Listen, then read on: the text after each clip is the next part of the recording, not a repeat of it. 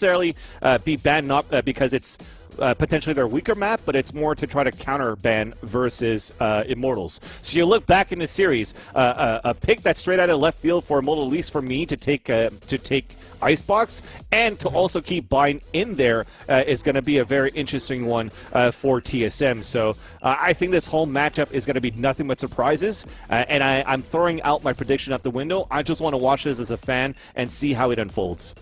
I mean, the truth is, I don't want to predict either, because I also like both of these teams. I like what Immortals does with this younger roster. I like how they've managed to stay relevant despite several roster changes. And I mean, TSM at one point in time was considered the best team in North America. Obviously, that's going back a bit, but even when they started to slip, they were still like number 2 or number 3. 2021 has just not been good to them. They only made it into one Challengers event in Stage 1, and they didn't do well in that Challengers event either. And now they're making it into another Challengers event, but I feel like this is a really big game for TSM, and I also think that this is potentially one of the bigger tournaments that TSM is going to play in this year, because the impact that this could have if they were to lose this could really change the way this roster plays. I think we could see some more changes being made. We mentioned Rax coming in as the 6th man, and even though that didn't stick, who's to say what that is going to look like long term? We still don't really know. There's so many teams that have like a 6th player. We don't really know what they're planning. Like, we have no idea what the goal is. Well, now with the agent select here for Ascent, you do have Hayes coming in with the Killjoy. This is a map where potentially you could see now Chemicals playing as a Killjoy, where just before in the open qualifiers, he was playing a bit of Cypher. So going into a Killjoy could definitely help a lot with potentially the utility of Astra being picked up here by JC Stani. And flexibility right now, difference into an Ascent matchup. JC Stani, at some point in the open qualifiers moving into this bracket, was playing a Jet. Right? At some point, he was playing Jet Operator 2. We're like, oh, mechanically, JC Stani is going to be another one of those players when Chemicals is not going to play a Jet Operator anymore. Could be fairly good. And he's also flexed Astra on other maps like Split for JC Stani. But now that he pulls him out, or pulls her out, rather, sorry, for Ascent, this is actually pretty good here for Immortals. This is a small pick out of left field, maybe to try to disrupt how we're playing here for TSM and not T1 up top there. And we'll see what happens moving into this matchup. Thank you. You fixed it. Yep. What you did. Abracadabra. Well, you're clearly the producer, and you were trying to cover for yourself, making it sound like it was production that made a mistake. Exactly. It was me. It was you the whole time. You know, we're going to see Astros brought into play on both sides. There's going to be stars everywhere. That's going to be fun to watch. Oh, no. Yeah, I just realized that. Yeah, there's going to be a lot of stars, turrets, recon darts, a little bit of smoke play as well. Now, what's interesting with TSM is, or not TSM, excuse me, with Immortals, is they go for the Viper play in addition to the Astra. Yes. Which, to me, is a little odd, because I feel like they play very similarly in how they control maps. You know, you have the wall, you have the smoke. Now, obviously, you don't have gravity well, or I think that other one is the pulse one, the stun, the disabled. You know, it is a little bit interesting, and we'll see how that plays out. But we do have the Sky in play for Sabrosa, and Sabrosa's been playing Flash Agents for a long time, so curious to see how he's going to work that incredibly irritating Hawk Flash that we've all come to love in our ranked matches. Well, on the attacker side, it seems as though TSM are just looking to get some pressure here on the B side to start. All 5 players are there, and you're right, Mark, there's been a small change. Rossi used to be that Astra player, now pulling out Viper. Viper and Astra together could be very deadly, but I find that the composition you have for TSM is still pretty good to try to work against that, and that's Wardell with first blood at the switch. Wardell right around the corner, taken down through the smoke. And there's that Hawk coming out, the guiding light to keep them at bay while they guarantee the spike plant. It will be a 4-on-3. And there's a little bit of venom on the ground that's preventing Rossi from moving up. That's actually Rossi's own venom on the ground, mind you. Recon Dart gets taken out, but look at how they set this one up. They've basically eliminated that other door. I love the setup with that Viper Venom on the ground, but it's not really working out so well as Sabrosa pops off with 2 kills. It was Sabrosa who got into the site using the dog to lead in, and then just every flash on Earth flying through into the site. And it'll be TSM who pick up the pistol. Still very done there for TSM to adapt right on a pulse plan because they have to play against an Astra.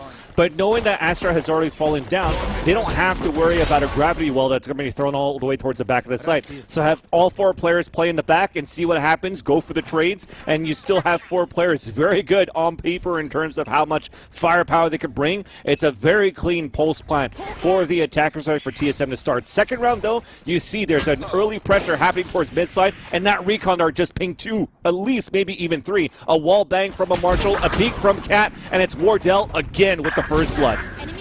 Wardell hitting shot after shot here on the Marshall, trying to span through. In the meantime, though, the Bros has actually waltzed out onto the A site, or B site, excuse me.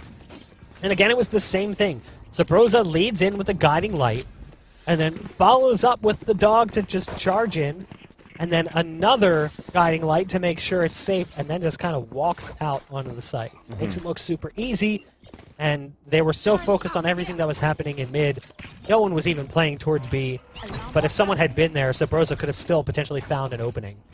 This is where I'm going to find things a little bit, my question mark going into this matchup on TSM on the attack, because when they faced off against Immortals, Immortals did a very good job punishing individual plays. So if they want to work off Wardell that's going to be opping, marshalling, he's usually going to play that solo. And then you have somebody like Sabrosa, he's going to try to activate first, but sometimes also lurking as the Sky and using the flashes for himself. So if he also gets punished on the plays versus Immortals, then it makes it a lot more difficult for the rest of the players. Only 3 more remaining on paper, in the roster to try to execute. That's where it gets tough. So I want to see more of TSM. The question mark is, have they adapted a little bit more to work a little bit more as a group on these executions? And so far, it's been the case. You see Cutler working together with Drone on the A side. You have Hayes and Sabrosa towards the B side, and that Marshall's still on mid. So a nice default just to try to get the Immortals rotating left and right and waste that utility. So you see that already coming up on B side. 1 star less to go, and let's see where TSM hits it. Yet again, Sabrosa sends in the Trailblazer, but the game imitates life as the Tasmanian Tiger is taken out and extinct IRL, sadly. Now, he got spotted on the other side of the Viper wall over in B main. JC Stani, though, gets dinked on the initial peek from Drone and can't get the recoil under control after that. Tries to pull down, but the rifle just gets away from him. Good timing on the peek from Rossi. And I like this as well, activating the Venomous Orb over on short to make it a little bit easier. 10 seconds. Now, Wardell has to be careful, but like you said, 10 seconds, they've got to get out and try and get the spike secured. Wardell's popped the ult knives that come out, but there's, they barely get the backup there in time. And they do get the spike down, but it's all going to come down to Wardell. Wardell's got to time this one nicely. You mentioned the flank, and Sabrosa does chime in finally.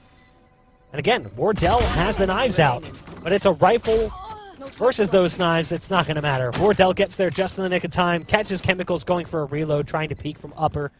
It's 3-0 to start things off here for TSM as they get their pick on Ascent, and they're just going to do what they do best on the map. That was actually one of the things that kind of surprised me. I thought we would see Ascent banned. I wasn't certain that we would go to this map. That was the one that I was questioning, was whether or not Immortals would ban Split or Ascent. And I thought, honestly, we would see them ban Ascent just because TSM plays Ascent a lot, and they always have.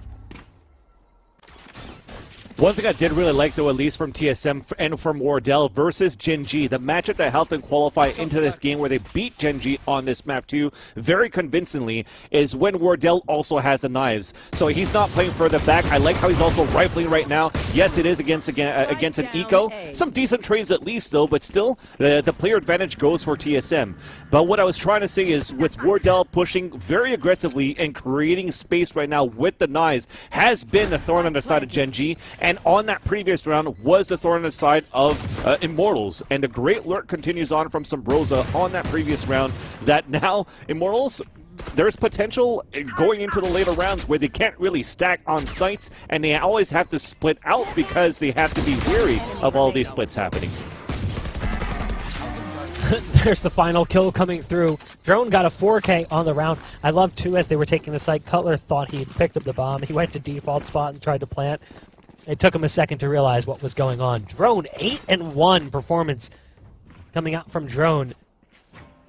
It's a player who we really haven't been able to speak too much about in 2021, just as TSM has not managed to get to this point enough. We haven't seen a lot of TSM in 2021. In fact, when you look, it's basically just open qualifiers, which, I mean, that's obviously all there's been. It's been VCT all year long. So Drone will have the ult online. Sabrosa has the Seekers available as well. Rossi has Viper's Pit, so there's the ability to shut down a section of the map if they were to choose to do so. They do have a full buy coming in, so it wouldn't be the worst round to do that. There's the Seekers coming out to give away positions. Ace is going to go for the peak. There's backup from Wardell. Look at the molly damage coming out as Chemicals makes it look easy getting the double. Wardell is there with the follow-up. Shotup's trying to do what he can over in B, but Sabrosa on the other side of the door can't escape before Rossi comes in with the peak. It is down to a 2-on-2, but it's a scary 2-on-2 because Wardell has the AWP in hand. And on the other side, you've got JC Stanny, a player that we haven't seen up too much in the past, but you kind of have to. It's 2v1 on site, though, so they are going to be able to get into the site here and get a plant. Drone's going to be in position. He's going to be hurt at the same time, though, so very dangerous on a pulse plant where the advantage could come back for Immortals. He's waiting for the recon dart. Now he's got it, and that does give away the position. So you got one pulse. Recon dart will result in some shock darts flying out, and it's actually going to deal great damage to JC Stanny, who's down to 45 HP now. Swamp's off the AWP over to a rifle. Some stars going down to try to gain access to the site. It's going to probably be a gravity well towards the back corner, and it is. Smoke coming out on the door from the Jet. They're trying to escape from Garden, but they haven't been able to get out just yet. Now the smoke fades, but it's going to come down to a 1v1. It's Rossi who's low on HP against Wardell, I love it. who knows he has to go to the sidearm. There's the smokes coming out. The fly through with the classic. Got a little scary there as a couple shots came out from the classic. Is he going to be able to get away from this explosion? No. So the AWP will not come into the next round unless they decide to purchase it. Wardell does have the knives available, but decides to go for the buy anyway.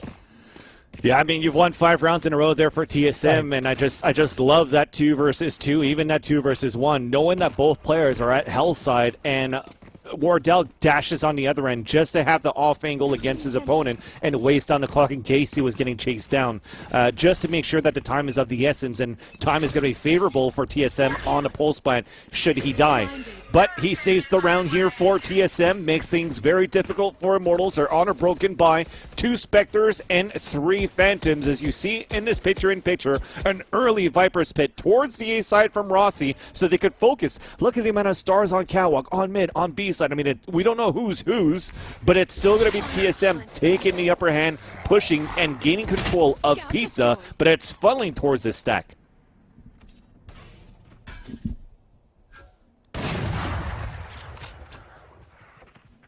Look at all the stars and utility all over the map. There's so much between both Killjoys and Viper and Astra. There's just a ton laid out across the minimap at any given point.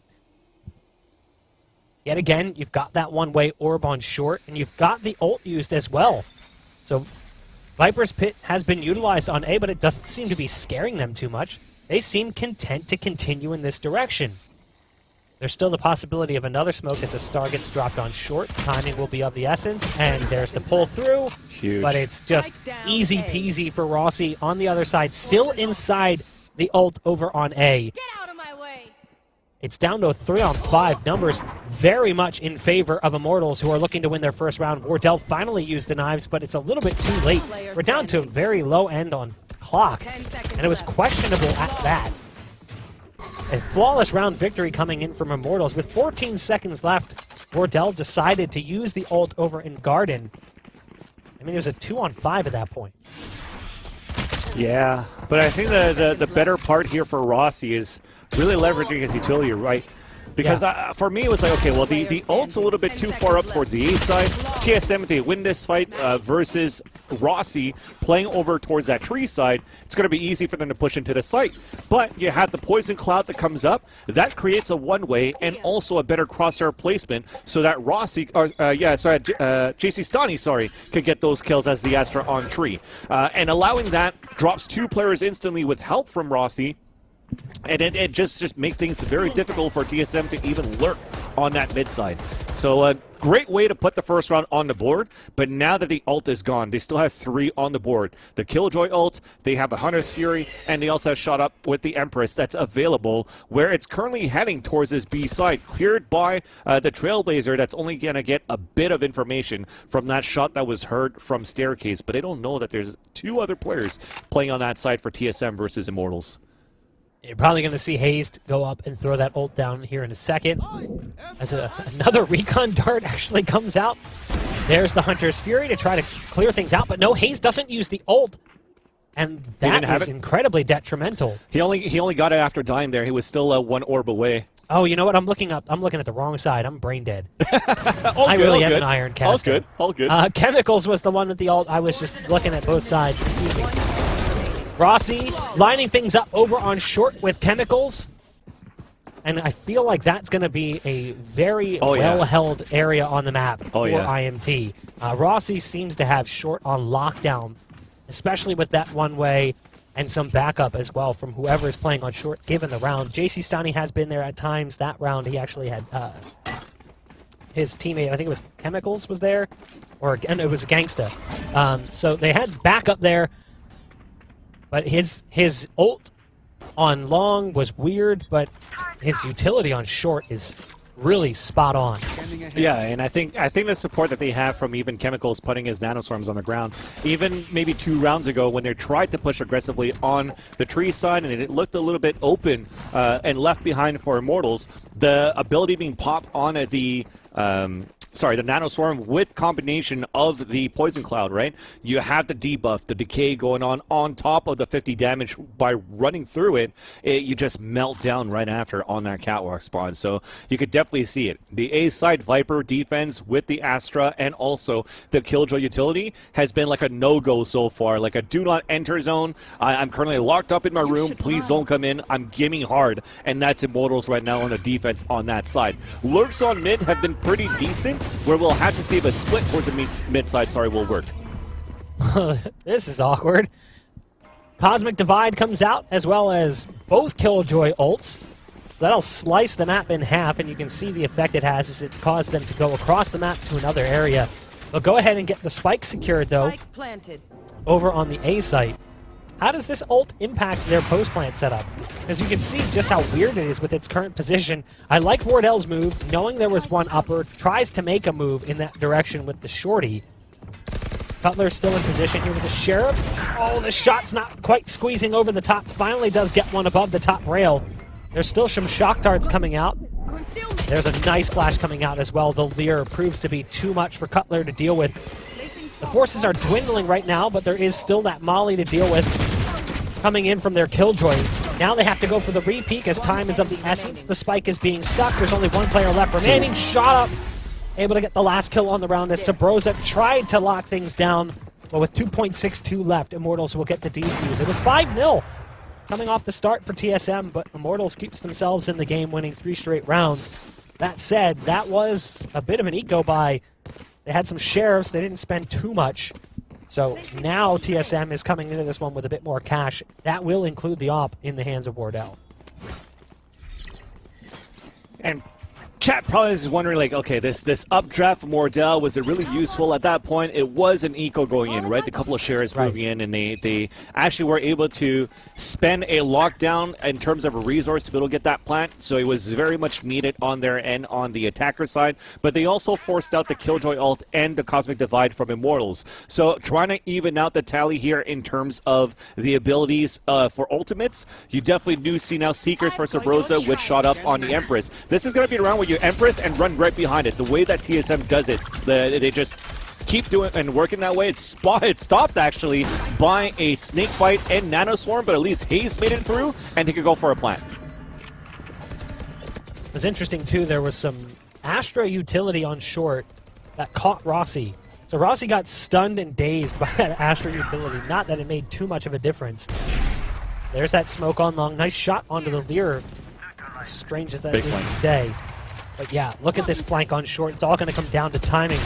Drone does get spotted out, has to fight against now both players who are facing that direction.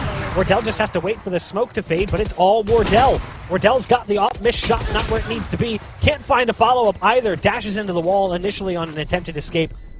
And it will be Immortals yet again winning the round. They did use ShotUp's ult, so Empress was deployed, but Seekers were brought out from Subroza as well. 4 in a row now for IMT, trying to counter TSM's 5-0 start. And speaking about countering, it's a perfect way for them to stop that Seeker's rush from TSM as that Nanoswarm and Snakebite really split out the offense. But at least I thought in a pulse plan situation it would have been good, but it didn't really allow for TSM to play inside the site, forced to play further back. Even though Drone had a really good flank going on, that small adjustment of putting the alarm bot, just taking care of that so they don't have to worry about a flank for now. Once the alarm came out, it was a quick trade happening where Rossi won that upper hand against Drone right after and got the perfect trade and just allowed Immortals to push into the site right after. As you're running less on numbers and you're trying to win the fights against time, it's still them that takes the upper hand. But a Sheriff buy going in for the team of TSM. We see a couple of them with shields, but it's still looking for Immortals to tie things up on a 5-5 scoreline. One enemy remaining. JC Stunny, you know, we talked about it when we first saw the AWP purchase from JC Stunny. I felt like I wasn't sure what to expect, especially when paired up against someone like Wardell, who is a bit more of a prolific AWPer. But the performance from JC Stunny has not been bad. It's not to say that I expect terrible performance, but when you're going toe-to-toe with someone like Wardell, it's definitely difficult, and I think that JC Stunny has held their own. Not exactly, you know, lighten things up, but even that in that last round, just padding the stats a bit, getting some kills in the ego rounds. The thing that worries me is, because the AWP is so expensive, if there's a round where, say, they're able to rip it out of his hands and give it to Wardell, when Wardell would be on a rifle or a pistol, and the impact that could have potentially. And given how well JC Stunny can play with a rifle, it does worry me when looking at a team like this. But again, right off the bat, he's able to pick up a kill, slowing down the push from TSM and bringing it down to a 5-on-3.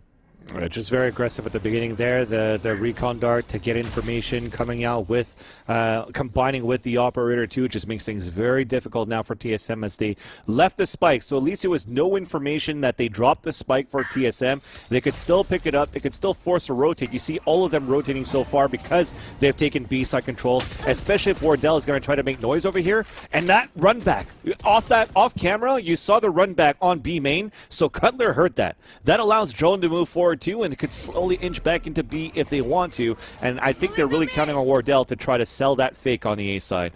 But you just saw the star being pulled out here from Cutler. That kind of kept the shot up towards his B side. So back to a default Immortals. Not going to be easy once again for TSM to maintain their lead in this matchup. 30 seconds left. What's difficult too is that Gangsta has now rotated in, and that means there's recon dart capability, and there's just so much utility being dumped at this site as the smoke comes out from Wardell to try to gain access to the site. Dash away. I think they're realizing that maybe B is the best course of action. Wardell can't even escape, but they do get the kill, the entry they needed to get onto B, and they will go ahead and secure the spike in that territory. But it's going to be difficult. It's a 2-on-4 and barely so. Drone's on 11 HP. That puts all of the pressure on Cutler here, who's sitting on a full boat. Meanwhile, you've got pretty much full HP for everyone other than JC Stunny on the other side. Yeah, and an Odin too. Recon dart's about to come out. Oh, it's already been shot out. This is going to be just difficult. They force out the Cosmic Divide. That could maybe help a bit. So you see the shot darts coming out, and now Cutler spotted. Not going to be winnable at this point. Yeah.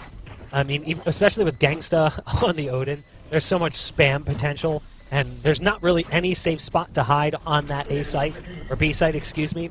So you've got Drone, who's low HP, that could easily be taken care of through a Last wall. round before the switch. And then the same could be said for his teammate, who would then be left in a 1-on-4. This was the surprising thing. I think Wardell was spotted on the top edge of that smoke to the right, but also had made noise with the dash back.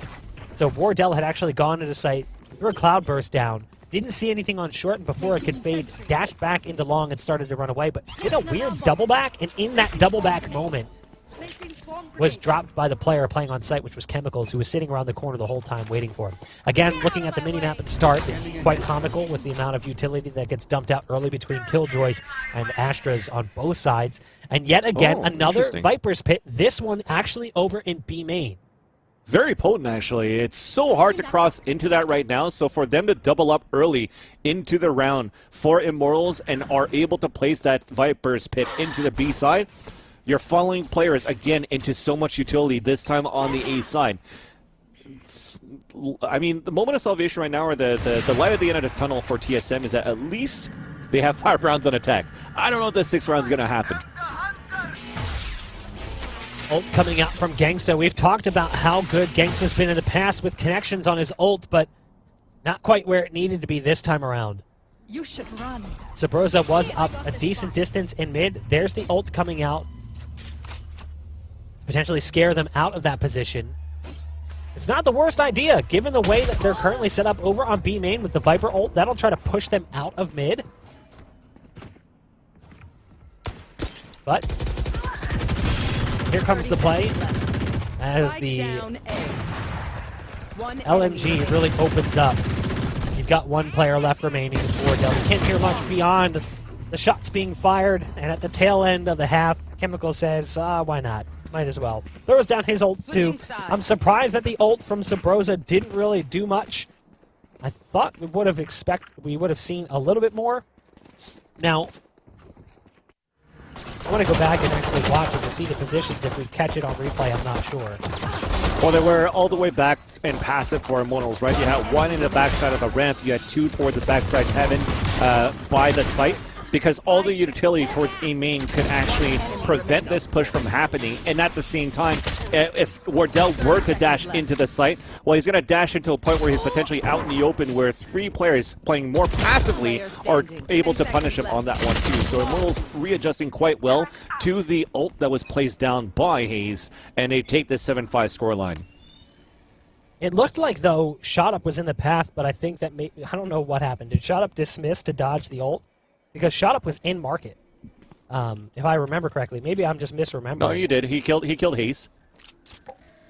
But then the ult continued, so I'm wondering if ShotUp dismissed to dodge the ult, because it looked like he stayed in market, but maybe I was just focused on something else and misremembering. I'll have to go back and watch the VOD. Either way, that is 7 straight rounds for Immortals. So a promising start for TSM, but Immortals, they put their foot on the gas pedal and they did not let go. And a large part of that started with Rossi and his control on short, but then Rossi started getting mobile, using the ult over on B main in the last round, just making things more difficult and uncomfortable for TSM. That said, we're in a pistol round. We'll see who's going to come out on top of this one. Immortals looks like they're going to be pressuring towards the A site. Recon Dart goes out. There's the gravity well to try to slow them down. The Owl drone goes out. They're smoked off currently on short. Cutler's like, I'm not even shooting. This isn't fair. His teammate's the one that's spamming through the smoke. And Cutler takes a bullet to the dome. He pays the ultimate price, the ultimate sacrifice for his teammate. Spike's been planted. It's a 5-on-4 in favor of Immortals on the site. TSM, though, still trying to retake. You've got Wardell Heaven currently playing an interesting game as his target continues to leap. JC Stani very low on HP, shot down to 51. JC Stani actually gets a kill through the floor, but it'll fall down to the last remaining player, and finally ShotUp with his leaping antics, able to get a couple of kills and secure the pistol round. That's now 8 in a row for IMT. This is where it gets really good for IMT as well. Just like the pulse plant, getting that poison cloud onto the ground. This is set up. Yeah. They've actually practiced, and Rossi is doing really good for Immortals to call out right now. And we talked about before going into the series, they're currently at a practice facility for practicing, for boot camping, and for the tournaments. So it's not necessarily a full LAN experience, but when you have players next to you and you're catching up this way, it builds that confidence. Winning 8 rounds in a row, they on that previous round, they didn't care. They just continued to jump, and they were probably laughing as they were shooting down TSM on that retake on the A side. So the confidence continues to build up, where it could start getting very detrimental here for TSM, and they have to find a good solution now. Might be interesting. Poor Drone. He has no choice at that point. He's got to peek. As the Lear comes through, it's one of those, well, that sucks kind of moments. Now, Wardell has hit some incredible shots, but has to move and change positions. The dart in his belly makes things a little bit more awkward and uncomfortable. Hayes was in market, able to get a second kill. Gangsta finally shows up with an LMG. Spam shots coming out from Wardell, not connecting. And that shock dart landed right in his gut. The follow-up is there as well. Things aren't really looking so good here for the eco round for TSM. A follow-up kill, at least coming in at the tail end by Sabrosa, who's down to 10 HP, has to watch out for the turret. He's going to die to it. I was thinking it was going to happen. He was trying to find an edge to take the turret out of the equation, but the turret has other plans. Yeah, and I think that's totally fine too. I think they're on that pistol. He's 10 HP. You want to know where they're sitting at right now. I mean, even off the turret kill, it's definitely still going to bring an order no matter what. So Chemicals is going to be able to build that up. But at least he doesn't get that confidence for Immortals to just be like, okay, we know exactly where he's at. Let's try to chase after him. Now in this situation, the money's back in favor for TSM in terms of the buy. Of course, the money overall still favors Immortals. But this is where the weaponry could potentially help TSM back here on the defender side, where the guided light to look out first. That's going to blind the Owl drone. But they're pushing so far up, and that tags Sabrosa. He gets shot through the smoke, and that's just unfortunate. Another one through the smoke, and an early one-player advantage for Immortals.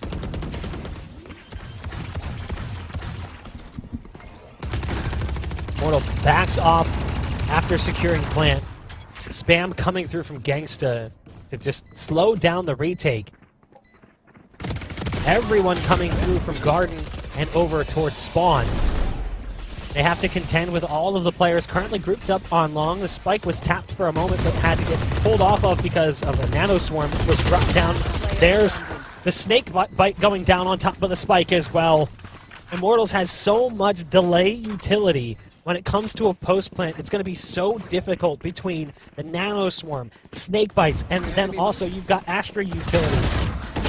Recon darts is just very difficult. It's going to be very difficult. And the shock darts, there's just so much they can do in a post plant that will be difficult for TSM to deal with. And that's one of those things with this new meta right now. Look at how far back everybody from Immortals was compared to where TSM was, right? On the on the pulse plant situation. So to have all 4 players playing towards the A main, to be able to use that utility to try to keep Viper alive, to try to keep JC Stani alive on top of that too, it's going to be very hard for TSM to retake. They have to push back. They have to be aggressive on their own. So they have to, I was saying before in this game, the double initiator is going to help for that, to counter that, right? You have the recon dart on their side, you have the flashes on their end too, and you have your own Astra to try to push back and regain that possession, regain that control towards that A main. But when you're losing players that early into the round, it just makes it harder and harder for you to retake, right? Because they lost Cutler 1 round, this round again, and they lost Sabrosa as the first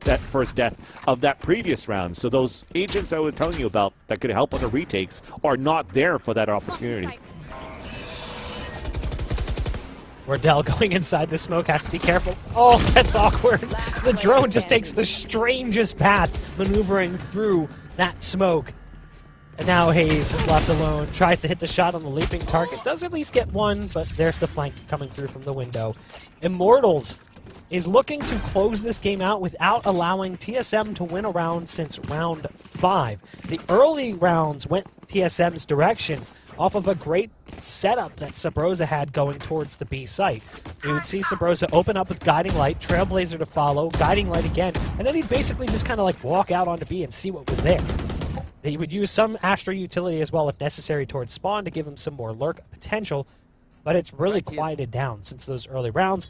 Their attacking side started to fall flat, and now their defensive side is struggling There is a full buy round coming in here that does include the off-purchase position given away by the recon dart.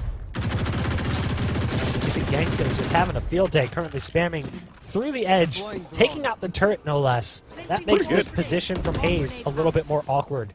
Well, Nanoswarm's thrown at the same time. Some shock darts came out. Even a lockdown to prevent him from pushing in. So trying to run down the clock, trying to force down the rotation and allow this battle to happen. And as you force Immortals back, do you kill Noise? Do you go back into her? They still have a lot of utility for it. So, well, let's see what happens. It was Killjoy after Killjoy, and now back to a stalemate. Killjoy's making a Venn diagram of the B site.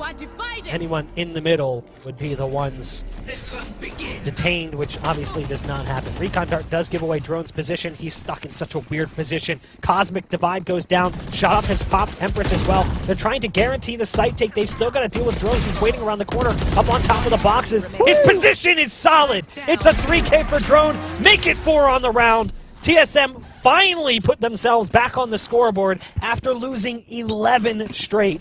And it's all off the back of some heroics from Drone. Yeah, the repositioning from Drone was really good, but also you had to give it for Hayes. Even though he's only good for 1 kill, taking that off position, like the off angle right in front of the dices, he was basically in a do-or-die spot against an Empress of Shot Up, where faster rapid fire, faster reaction time from Shot Up would have been easy melt there onto Hayes and potentially already Drone dying at the same time. So with Hayes dying, them focusing on the second player that's back at the staircase allows Drone to be in that tight angle to get that 4K in the end. So very well done for TSM, despite all that chaotic push at the beginning from Immortals inside the site. Yeah, I think that's something that we didn't really mention. You had briefly touched upon it there. Wardell was back steps. That's why they weren't aiming at Drone. They were trying to deal with both players. So Wardell was hanging out on the back steps, kind of just peeking out, taking pop shots, but it allowed Drone to hang out in that position a little while longer. Gave him more staying power, and even when it came down to Rossi, the last remaining player for IMT, there was still concern over whether or not there was going to be a player on back steps holding that line. So it's just an awkward position, and it was really well played by both Drone and Wardell, despite the fact that Drone gets the trophy and the MVP award on the round. 50 seconds left, and we haven't seen much here in round number 18. Wardell is holding long A with an op. This is Waiting so for the dangerous. peak to come through. Yeah, well, you've got that Astra utility down. Exactly. They could easily just pull him in. Not even for He Wardell, sees but it. for Sabrosa even. Oh, that's brutal. As soon as he steps into the smoke, it dies. Sabros is in a great spot to get at least one. The Hunter's Fury comes out, but the spam is just spot on. Great damage being dealt by the Hunter's Fury, but no! JC Stanny stepping up big! Huge And now kill. again, it's TSM, who's at reduced power. 2 players remaining. At least Hayes catches one on the flank, but the spike will go down and force the fight over on the A site. At least you have a good rifler and Drone right now. 2 players are low on HP, waiting for Hayes to come up. They're going to double up together towards the doorway and try to retake it, but more as the time continues to tick on this spike, the better the positioning is for Immortals on this triple crossfire. So let's see what happens. That. Yeah. Really not much to watch. I thought they might wait for a recon dart, but didn't happen. They just go for the peak, and the lineup works out so nicely for Shot Up on the ADS. 20-7 for Chemicals here as Killjoy. 16-9 for Rossi as Viper. On the opposite side, Drone and Sabrosa on the only 2 players for TSM in double digits. 16-14 for Drone, 10-14 for Sabrosa. Cutler just having a rough one, 2-15 currently. Just can't seem to get the best of his opposition. But still making great plays with that Astra utility. There's the flash coming through. Drone does give away the position, so the Al Drone going to spot at least 1 player out. Cutler's hanging out underneath site. There is a lot of firepower waiting on the other side of long as all of IMT is grouped up. But they've decided to back off. They don't like what they saw over on A, and they did pull a lot of resources in that direction, to be fair. There's only 1 player currently playing over towards B. That would be Hayes, who's actually playing back towards spawn. So they're playing retake on the B site currently, which is fine. If they can actually manage to retake, it's going to be tough because Rossi has the ult. if they can get that spike down, it's going to be very difficult for TSM to get back in. The Trailblazer came out. He thought nobody was going to be there for Sabrosa, and as he peeks out, 2 players came out there, and that was so close on the timing. He could have been picked off there. The wall comes back up, and because of that wall, and you were able to push Sabrosa back, he's rotating to where they think the hit's happening towards B, but they're about to split into the A side for Immortals, where there's only 2 players heading up there. Placing swarm A grenade. little scary there for Cutler, jumping and trying to peek. Nano Swarm will force him to peek. There's Wardell with the backup. Shot-ups coming in on the flank, and the site has fallen apart. It's down to this one player on site, Drone, who tries to charge out and make the hero play, but everything lands in Hayes' lap, and this is what we were talking about. Spike planted. That ult coming in from Viper is going to be so hard for them to deal with in the post-plant. A strong first map showing from IMT, 13-6, the victory scoreline, as TSM got 1 round after winning the first 5.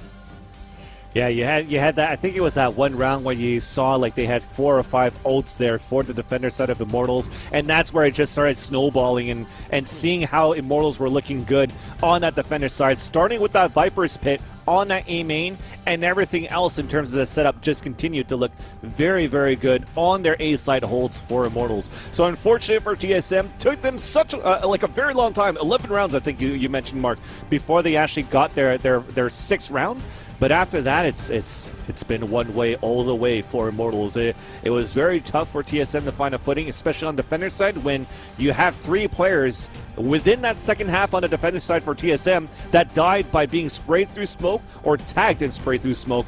And that just shows how Astra is very good at just creating that space for your teammates and allowing that combination with that Sova to help out Immortals to get those entries into those A sites. The last time these 2 teams faced off was during the open qualifiers. I think it was in Challengers 1 for Stage 2. And Immortals crushed TSM 2-0. They were not close games, so that's a scary first map. It does kind of bring back some of those scars for TSM as like, oh god, please, not again. But now we're moving to a different map. We're going to be going to Icebox. They didn't play Icebox in that previous series, so there's still a chance here, but that is Immortals' pick. This was the map that we would have expected to see TSM come up with a big victory.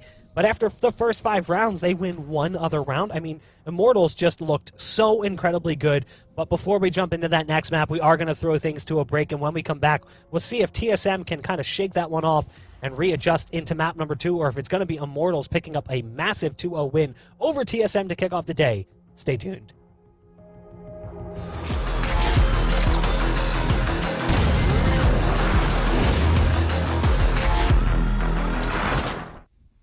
And we are back and ready to jump into a second map in the series between TSM and Immortals. Map 1 looked pretty good at the start for TSM. I'm thinking, okay, this is the TSM we all know and love, the team that does really well on Ascent. But then Immortals really turned things on, and it kind of spiraled out of control from that point on, closing out 13-6 after going 5-0 at the start. And you can see some of those early rounds played by TSM. This is where things really started to take a turn. You saw Rossi pop that ult, and that's when Rossi started to take control, specifically of short A, Vincily. When it first started on that pistol, it looked very good. Wardell was pushing like he wanted to, and that's where it got very difficult. Like I said, the Poison Cloud, the Nano Swarms into Catwalk, even their holds on the defender side just didn't work out for TSM. The adjustment that you saw from Immortals going into losing 5 rounds in a row into this right after, they were just oozing confidence right now for that defender side and attacker side, of course, for Immortals as soon as we saw those come in. I mean, look at those objective wins. There wasn't that many. It all came down to the fragging department of the Immortals, securing the aggression, the aggressive pushes that they had, and also nullifying how the jet dash or just how Wardell is going to try to enter for the team. It just didn't work out with the utility, right? Because even if you're trying to have Wardell trying to get an entry with an op, for example, on the attack, it was blocked by a Nebula. It was blocked by a Poison Cloud onto the A main. It was blocked by anything that allowed Wardell to be activated with the operator, where I feel that maybe the knives at some point worked for a bit, and even that was countered in the end. Look at the numbers coming in from Chemicals. 302 combat score, 3.3 Pretty KDA, insane. 23 kills. Solid performance coming out from Killjoy. a lot of people like to talk about Killjoy and Cypher and how, they're not typically statistical leaders. Clearly, Chemicals likes to disagree.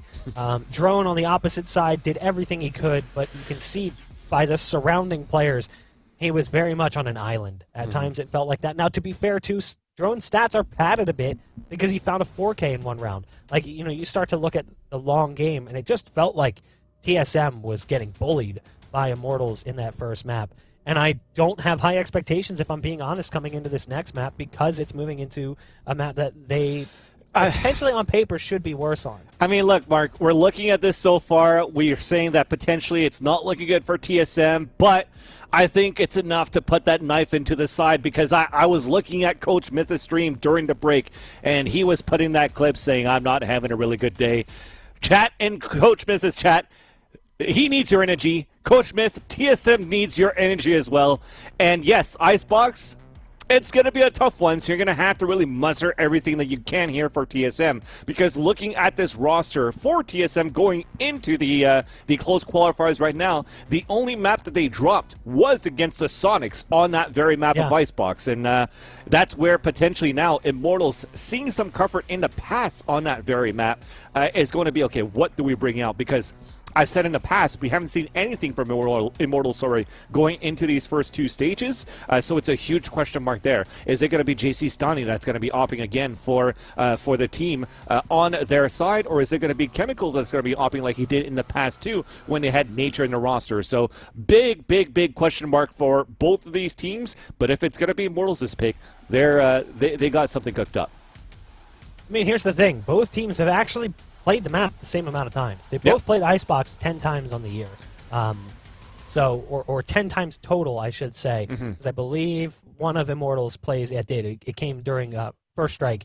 If I'm not mistaken, it was against the Envy. I'm plugging it up right now. So, it's that 12 rush in a row that didn't work out. So it's been different, right? Or is it? Yeah, it was Renegade, versus Envy at that point. Or Immortals. Looking at these two teams, like you mentioned it, more recent history seems to kind of favor Immortals, but at the same point in time, like, they did get bullied by Envy in a previous matchup. They had a close loss that was disappointing against Luminosity.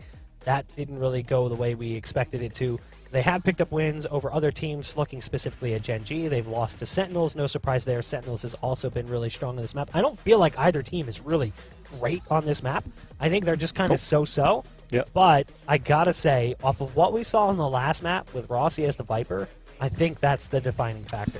I think that, like, we've talked about it already, going back to the first series of the day, how good Viper can be on Icebox, and I think we could see that repeated here in the second series. Yeah, we talked about even compositions of double controller from Astra and Omen could be a detriment in the beginning in terms of how much stoppage they could do with their abilities, but when you have a Viper and an Astra on top of that, it could be very detrimental for anybody. But I don't know if we're going to necessarily see a Viper on Icebox so far in these pro plays. I haven't seen much of it. They're putting a lot of emphasis into a Viper and then a little bit more into the duelist department or maybe double initiator to try to get a little bit more map control. So on that information, we'll have to see what agent picks they could actually do here for Immortals, because, like I said, everything has pretty much changed on the lineup side, where they're flexing different agent on different maps for this team, and we don't know necessarily who's going to be taking what here, but it's definitely going to be somewhere where they're comfortable for this side of Immortals. They continue with their run of upsets. They continue with their run of maybe not upset versus TSM, but this revenge match that TSM really wants and are dying to have is certainly not panning out the way that they wanted to. If you were to go for a 1-to-1 match replacement, Nature played Viper on this map. And based off that last game, I would just assume, like, hey, that's true. Look like you like Viper. It would make sense to play Viper here. I don't know if we'll see the Astra. That one is interesting to me because I'm not sure we're really going to see that one come out. But on the flip side, expect to see maybe somewhat standard agent composition coming in from TSM. I don't think they would have changed anything too much since the last time we saw them play it. In that instance, let's pull up the match here on the side. Yeah, it was against Sonics last time when they played, right? Sage, Jet, Sova, Killjoy, and Omen. So they didn't do anything too crazy Like they didn't have a Viper in the play. They didn't have an Astra in there. There wasn't a Sky like we've seen from other teams playing on this map specifically. So a little bit more cut and dry, but they do have a Sage, which I don't believe we'll see from IMT. No, we will. JC Stanny will play the Sage. Yeah, So, No, definitely. Sorry, I sorry to cut you. I'm definitely thinking about like the theory crafting that you might have, and I think there's potentially you might have a Sage in there too. I think it might go into like one of those standard ones where you don't have an Astra, but having a Viper and having a Jet is going to be pretty good for the team, right? Even looking at the previous series that we saw from T1, when you had Spider opping on the A side, he could anchor that on his own, and then they could force a little bit more utility and body advantage actually towards mid side control and B side control. And when you have a Viper in that lineup, just the way potentially as Curry plays it, I didn't have a chance to talk about how reactive it was for Curry on the defender side, but if you're going on that rotate on that mid side and you're throwing the toxic screen over on the A side from B, then it could definitely help a player that's anchoring towards that A side to just slow down the opposition on the attack from TSM, for example, in this case, versus Immortal. So I'm considering that in play. I'm considering a Sage in there as well. I'm considering a Viper, but for the duelist, I don't know if you're going to put shot up potentially on another Reyna here, as he has done in the past on this map. Well, I think we're going to go ahead and throw things to a break. It looks like one of the players is having some technical issues with their PC. We'll jump back into the action as soon as we're ready and able to. Do apologize, guys, but it's sort of outside of our control. We'll return in just a bit with the continuation of the series between TSM and IMT. Stay tuned.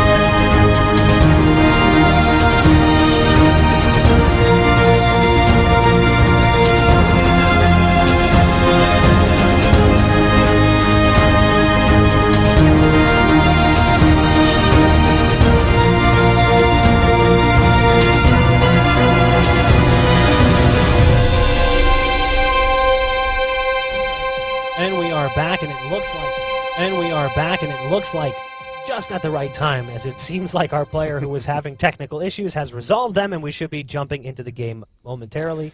Fingers crossed. Knock on wood. Cross fingers while knocking on wood. All of the above. Like back into your arms, cross it up, feet, putting your toes together as well. I mean, I'm trying to cross my mustache, but it doesn't really work that way. You got to do whatever you can. I think taking that break is going to be something very good, actually. I think for TSM, because that has to be a crushing loss to start things off, and having that small break allows for them to breathe a bit, stand up, and not necessarily focus on what just happened, but just calm their way to move into the next map. Because knowing the players into their shoes, they're not going to be in a position where, okay, well, they're still going to dwell on that 13-5 or 13-6 overall. They're not going to dwell about how it was difficult to get out of the defender side of Immortals. It's just, okay, let's focus on what we have right now. Let's focus on how we maybe could change things where Sonic's got the win against us, but we could tweak some things around. But again, no footage from Immortals more recently on this map of Icebox. It's still a question mark that you have to play your own game right now for TSM and see where you move forward from there. Yeah, I think that it's going to be interesting when we end up on Icebox, just because we're not really sure what we're going to see to a certain regard. Like you mentioned, like there's an unknown variable. What's the agent composition going to look like? Because, again, more recent roster change coming in for IMT with Nature stepping aside and Rossi taking his place. Just not really sure until we get into the action what to expect. Again, I don't think that really affects my opinion. After watching that first map, we talked about it coming into the first map. Didn't really want to give predictions, right? We were like, it's going to be a good series. Don't really want to Still don't want to give it. I think after watching that first one, though, I got to give the edge to IMT. They looked so strong. And honestly, TSM felt very lackluster when looking at the two teams. Sure, they won the first couple of rounds, but it was pretty easy for IMT at points. It seemed like they had that one very much under control for most of the series, or for most of the map, excuse me. But we're finally able to jump into the action, and I'm not sure if the Brim highlight is a bait or if it could be real. Oh my god, that would be awesome. I don't think I've ever seen a Brimstone on this map. At least in North America. I haven't watched enough of the other regions to see if it's something that was maybe concocted or borrowed from. Okay, I think it's all trolls. We got a Brimstone, we got a Yoru. I think we're just going to try to see where it's going to happen. And actually, if you want to think about it, at least an insta-lock for Immortals is having chemicals on a Sage. So we talked about him before as a Jet. We talked about him after as a Killjoy. But now there's definitely going to be some changes in this lineup right now. JC Stani going that Jet like we wanted to. There's probably going to be the Viper coming out from Rossi. Gangsta, that's a staple. That's never going to change. But it's shot up. What kind of duelist is he going to bring? I think it's going to be the Reyna. So double up Reyna and Jet. Then you have a Viper. You have a Sage Wall for plants. This is pretty standard right now in terms of like what would be the easiest to go for these plants for the attackers, starting off with Immortals. On the other end for TSM, nothing has changed, right? You talked about what they played before. It's staying like that again for this team. But it's going to be, okay, we got footage for TSM versus Sonics. We had footage from TSM versus Gen G. And now, how do you actually counter this now for Immortals? Interesting. Obviously bait, although part of me was like, do it, you won't. I dare you. The Brim pick and Yoru would have been a little bit ridiculous. But yeah, you do mention the swap. Chemicals now playing Sage, and JC Stani switching over to play Jet. That's not something we've seen too much of. But we did see JC Stani rocking the AWP in that last map, so maybe that will become a fixture of Immortals. It's one thing that we've talked about them in the past, feeling like maybe that position was a little bit kind of uncomfortable. It wasn't bad, it just wasn't like top tier, it wasn't amazing. And the same could be said for other teams playing at a similar level, like LG, who at times have like, it's like a decent AWPer, but like not the best. So when you match up against a team who has a really good AWP, it's kind of like, what do you do? Yeah.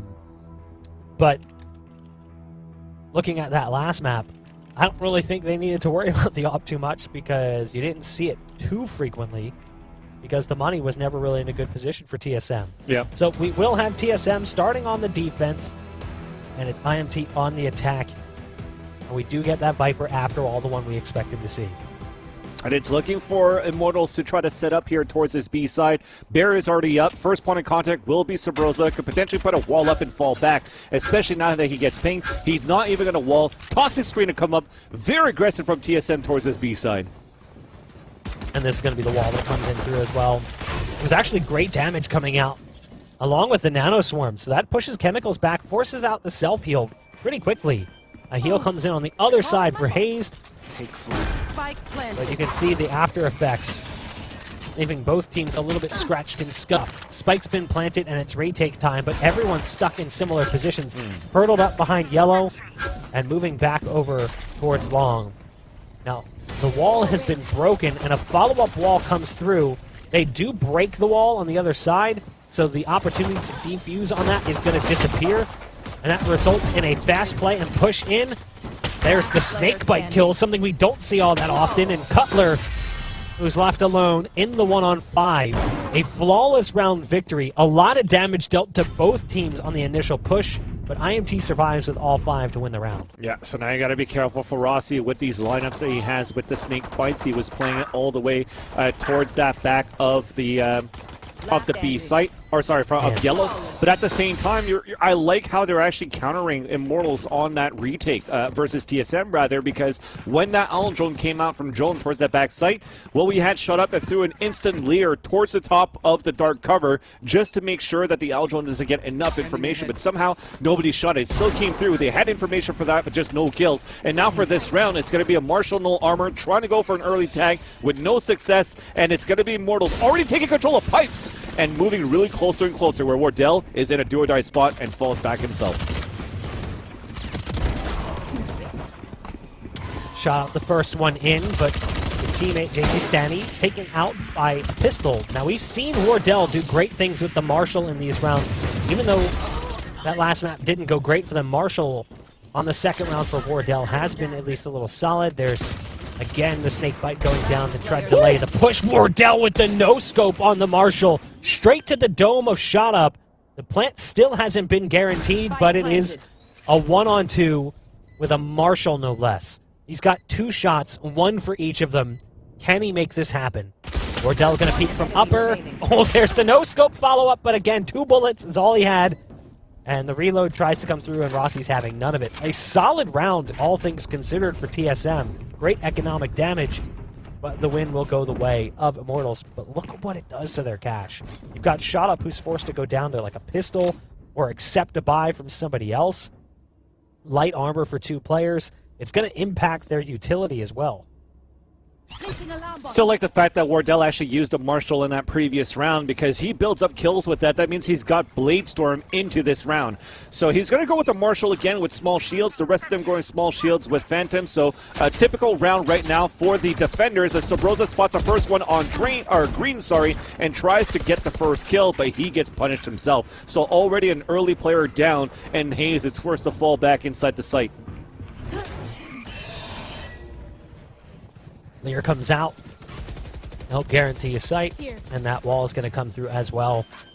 We're going to see a lot of that wall being utilized. Oh my god. Wardell tries to go really high with the ult. Shot Up just picks him off like he's skeet shooting at this point. Cutler is back in a similar territory, and I think they just called for a save. They're all retreating, all 3 players backing off. They are not committing to this one. Yeah. I think at this point, Wardell, if I'm not mistaken, didn't pull out his Blade Storm, so they're still going to have it into the next round. No, he did. He did? Okay. He did. Yeah, he went. He was updraft from back towards Snowman, very high, with the ult out, and Shot Up just pooped him. Okay. So that's going to make things a little bit difficult, but at least with 3 rifles, that could still help in terms of like the players where the positions where they're currently playing.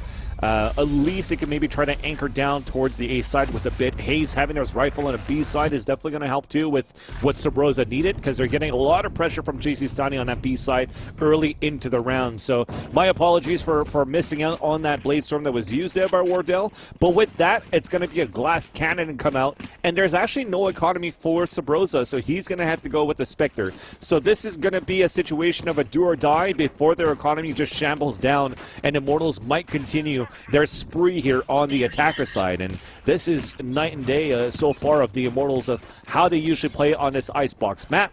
The control, the fast pace on the attacker side is definitely paying off. Got Hayes in an advanced position, and this just feels like a continuation of the last map with the way some of these early round duels have gone. Shot Up is feeling it right now, and he's just going to keep on charging. And now Sabrosa's is in a great position. Never mind. You've got a flank play coming through, and there was no support from mid. And that's what allows JC Stanley to do what JC Stanley's doing right now. Drone still can't look back, thinking that there's support coming through from the Jet in mid, but it's not there in time. Finally, Wardell shows up, but it's too little too late. Now is stuck in the ice. Nice tailwind to get away at least. How many kills can Wardell get on the retreat? Snakebite lands right on top of him and down to 20 HP as the orb comes through as well. Another round for IMT. Sure, they lose 2 players, but they're going to steal the AWP away, give it back to JC Stanley, and their money is going to start ballooning quick. This is a huge pickup for the operator now. Like you said, it's hard for TSM to get the money right.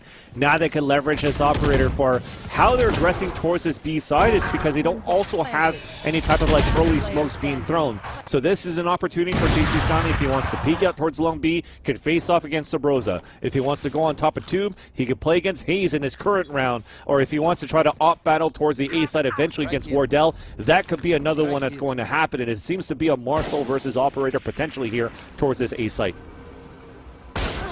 Woo! Oh, all right. Got to pull the trigger.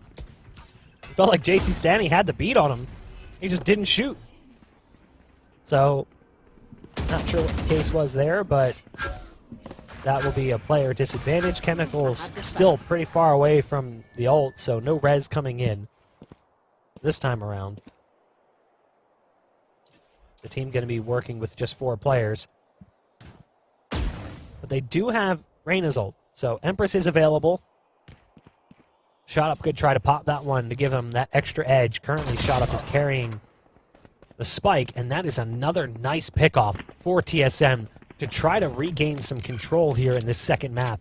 As Cutler goes aggro with a Sheriff and just rips Gangsta's head off of his shoulders. And they barely got any damage done onto TSM with that, right? So they're in a great spot right now with the numbers advantage. But the thing is, you see that they killed Noise for Immortals. They're trying to walk back for control towards the A side. And because of that early push towards the A side for TSM, TSM thinks the hit's going to happen towards B. So they have still a numbers advantage for Immortals moving into the site when they have nothing left here for TSM unless this hits.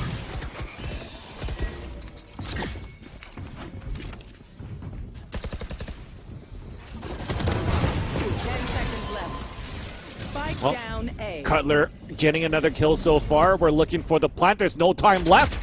Ashes are pushing forward the counter wall to come up, and they won't get a plant. A thrifty round coming in for TSM just from a crucial kill by taking down the spike carrier, by forcing the clock down with keeping Immortals guessing of where they wanted to rotate back and forth. And after killing the Noise and trying to get back into the A site, well, we saw it. It just got a little bit more difficult because of that numbers advantage, because of how late that push was going, and it just pays off in the end. Got to thank Wardell for that Marshall to start things off on that previous round, and it looks like he's about to keep it into this round as well. Thank God for replay. I missed all of that. My internet cut out as soon as I handed it to you. Good timing. Nobody noticed it. It came back right after, but it was bizarre, to say the least. Now, Sabrosa's going to try and get this. Oh my gosh, he almost got caught. The wall did cover enough. And Rossi's on the other side like, man, that hurt. 49 HP for Rossi, who's going to get the heal back to full from Chemicals. IMT wants to get over towards this A site. There's support coming in pretty quickly. This recon or shock dart could be right on the money. And it does drop Drone down just a little bit as they start to work their way up. Drone's in position, but no, he was not prepared for that. Thought he had backup from Cutler. Cutler was playing more of an off angle. The landing doesn't come through cleanly for Shot Up, but there's the peek coming out, back and forth volley. And it is favoring TSM, at least for the time being. Gangsta on the other side of that wall as it breaks, able to find one more. Now, Sabrosa does have the ult available, so the res will come through. Ooh. Nice shot from Wardell, and they have the 3-on-1 now. Chemicals, in sight, has to go big. Only has the heal, ult's been popped, can't even find the first kill. TSM, huge round from them to keep things moving in the positive direction after winning that first one by denying the plant, and now a follow-up with a 3 versus 1 retake. And you're seeing that, right? Even despite a 3 versus 1, not knowing where Chemicals was at, they're like, screw it. Let's just go with that lockdown down towards screens. We're going to burn that over, and we're just going to try to win the round, secure the round at that point, too. And it shows how much respect they're giving to Immortals from since that first map. We talked about the respect that they've given to Immortals when they were on even ecos. They were getting popped by shares from time to time, but even now, going into Icebox, they're still trying to find their footing. They got 2 rounds so far out of 6. They want to try to build it up a little bit more for them here on the defender side, but we finally have a real operator battle. It's not a Marshall versus Op anymore. It's really JC Stani versus Wardell, both of them with the knives, but still a lot more ultimates in hand for Immortals to try to take this A side to start. Wardell. This is what you want to see from Wardell, that aggressive confidence. Now, the updraft was faked out. I'm not sure if it was faked out or just missed initially. But that's the kill coming through to kick things off for TSM. A res does come out, so negates the early damage. The shot goes through the wall and connects to JC Stani, who gets knocked down to 9 HP, but there is a heal coming out from Chemicals. So Chemicals' utility really being stretched here in the early round with the res and the heal coming out. But they find one on the backside, and that opens up an avenue towards the B site. It was such a good start. The first kill, forcing a res, and then just like that, it goes down to just trying to push the pinch into the A side. The ult comes out, though, for the defenders towards B. Wardell's posted up with the op, and he's looking for a big kill. Oh, he misses. Oh, that's so awkward. I think he meant to go the other direction. And he just flies out into the site, and you can see it practically on his face when that happens. The spike barely goes down as the wall gets chipped away at the last possible second. So they have the ability to try and go in for the defuse. And they've already stuck it, and they're not really being able to stop this one at all. Yeah, it's just not much that can be done here. Team Ace? I'm not sure. They got the how that defuse. Yeah. No matter what, they got the defuse. But we got a Team Ace call out, and there's still players alive, like multiple players. Yeah, I'm not too sure. But I didn't really pay attention to what was happening towards the end. I still was not necessarily face palming, but like trying. I had that meme going through. It's like 3-on-2. I know. We'll just skip it away. We'll skip it away. But just think about how that went, and you're like, okay, well, that meme of that's when he knew and then up. It was like that gray screen where Wardell's trying to dash away. But thankfully, on that retake, though, having that cloud, the dark cover being thrown by Cutler and just sticking onto the spike, knowing that it's pretty much desperate meshes right now for TSM. They're scrapping right now for these rounds. And then at least it's paying off. A 4-3 scoreline right now, a Hunter's Fury from Drone, and a kill from Hayes. They're slowly clawing back. That last round, definitely disappointing for Immortals. After they really turned the early round in the mid-game, or in the mid-round, excuse me. They lost a player, rezzed, healed, found the flank kill. Things should have turned for the better for them, but it just didn't go that way in the tail end. Now they do have tube control, or at least some amount of tube control. And as they spot the leaping target inside kitchen, they realize it's better to move in a different direction. What they're not prepared for is this wall waiting for them on the other side. So again, there's a lot of delay power here. Sabros is in a great position too. It's all going to come down to timing which angles he's going to watch. Not the right one. He was pivoting between both the up top and down low, and in that time just gets caught looking the wrong way. Great shot coming out from JC Stani. Cutler has to move positions. He was up on top of the boxes. So Spike will be planted here in just a moment. Again, the knives come out. This time, Wardell won't be bested. Oh, no, the ult gets canceled, and so does the Spike. The round falls apart off of Drone's Massive 3K from inside of Tube. He was waiting on the other side of the wall, and they didn't anticipate that. That was some flick and a half for sure for those kills, and it did not anticipate that because of that kill coming in from Wardell. Everybody is focusing on that wall coming up. They're focusing on the plant. They're like, okay, we have a numbers disadvantage. Let's just try to bring the Viper's Pit out. And perfect timing for Drone to get that 2K, and even tallying it up on that triple with that last kill was very well done. You still have to give it for the game sense of JC Stani and the rest there of the Mortals to get that opening kill onto Sabrosa. Yes, he was in a great spot. I love the wall also. That forces a player to go for like a 4-block spray to open up the wall right there. That type of wall, kind of like a tube-way. You see, the first one, the second one, you're wasting a lot of bullets, you're giving your positions away, but JC Stani just went for the peak and quick scope to get the kill onto Sabrosa too. So very well done at least to start, but TSM on that hold, even preventing the plan, was huge right now, and they tie up the game 4-4.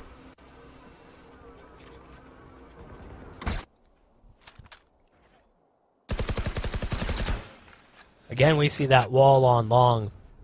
This time, though, Sabrosa is playing much further back, where we've seen Sabrosa play pretty aggressive that position in the past. A much more careful approach from IMT than we saw from them in the first few rounds, where they were flying out on sites, largely off the back of ShotUp's entry power. But now we're at a tie score. This is like the flip of the last map, whereas TSM, who got off to a 5-0, and then IMT woke up and just charged through. Now, JC Stani catches Cutler looking the wrong direction.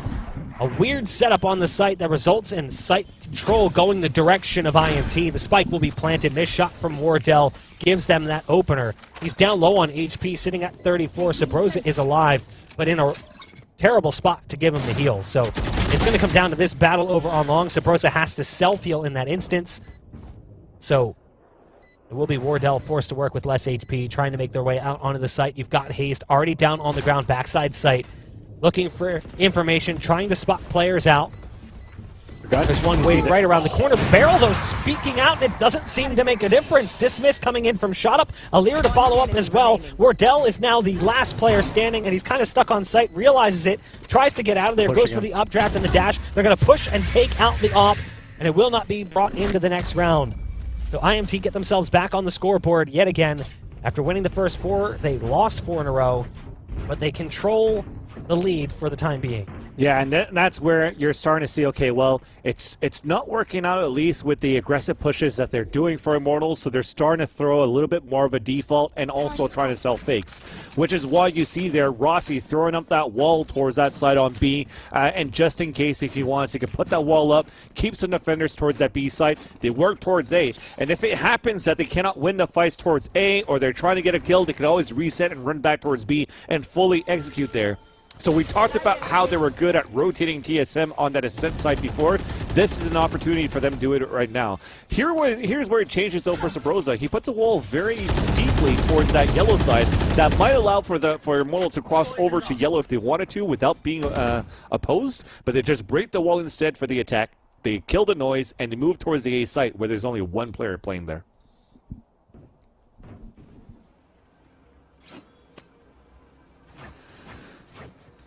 Falling back off long.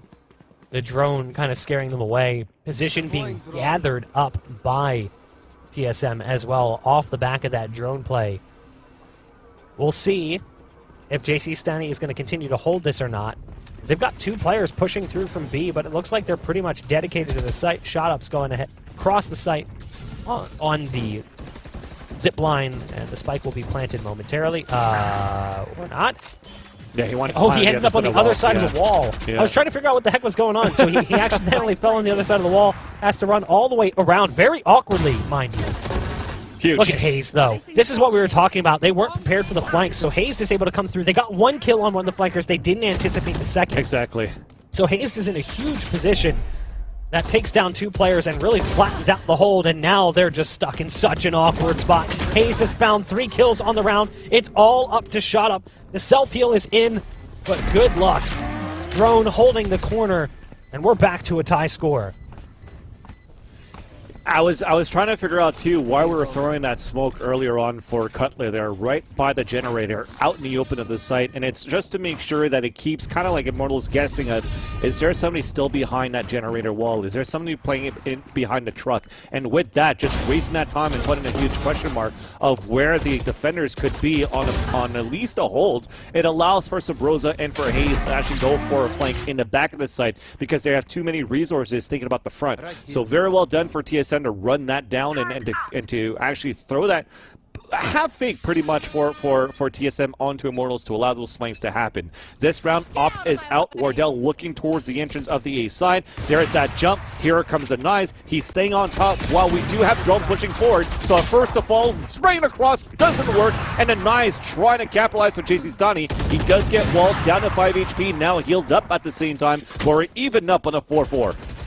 He's also got the rifle open to him, excuse me. They'll go ahead and grab the orb on long. Chemicals will get the plant here, and then they can get the res. So after Chemicals gets this up, he'll go back and he'll res shot up, or potentially even Rossi. But there is that opportunity, and there's the res coming through. That's huge. That could turn the round a little bit, but the spike's being stuck here as there's a wall on the other side, and now they're blind. They can't see anything, detained by the Killjoy ult. Everything thrown at the site, and TSM finally takes control of the scoreboard and takes the lead at the tail end of the first half. Round 11 is the first time they have that lead in their possession, and they've put Immortals in an awkward spot for this final round too. They're by, sure there's going to be rifles in play, but it's going to be light armor and it's not going to be pretty. And that was actually pretty huge for Sabrosa because every single round, 10 rounds in a row, Sabrosa had to place a wall somewhere towards B main, towards a fallback or whatnot. You see him putting it up right now in case he's going to get pressured again.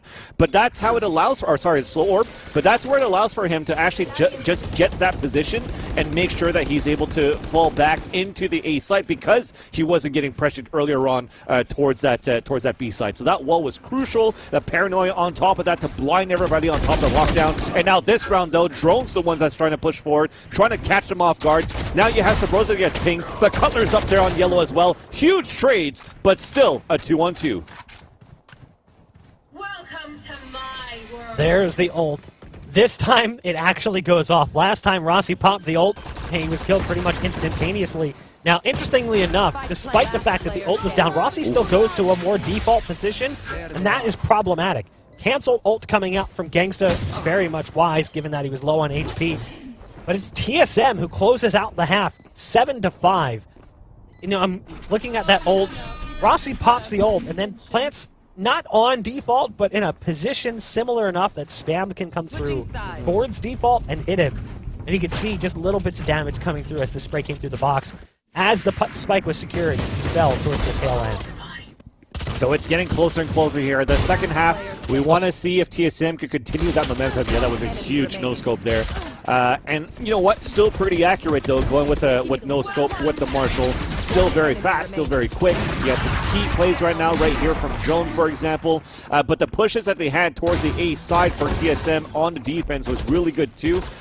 It was a good way for them to come back. But we still have that question mark. How is TSM going to be looking on the attack now? How do you play the defense too for Immortals now that you have a Viper playing on defense too, where the Viper's pit can take so much map control? And even look at their position right now on this minimap. The Poison Cloud that's placed towards the green side, he's anchored on his own, and you have now TSM working towards A, and that wall that we talked about before, the crossover towards the A site. You're going to have players walking in with so much decay if they want to rush into the A site.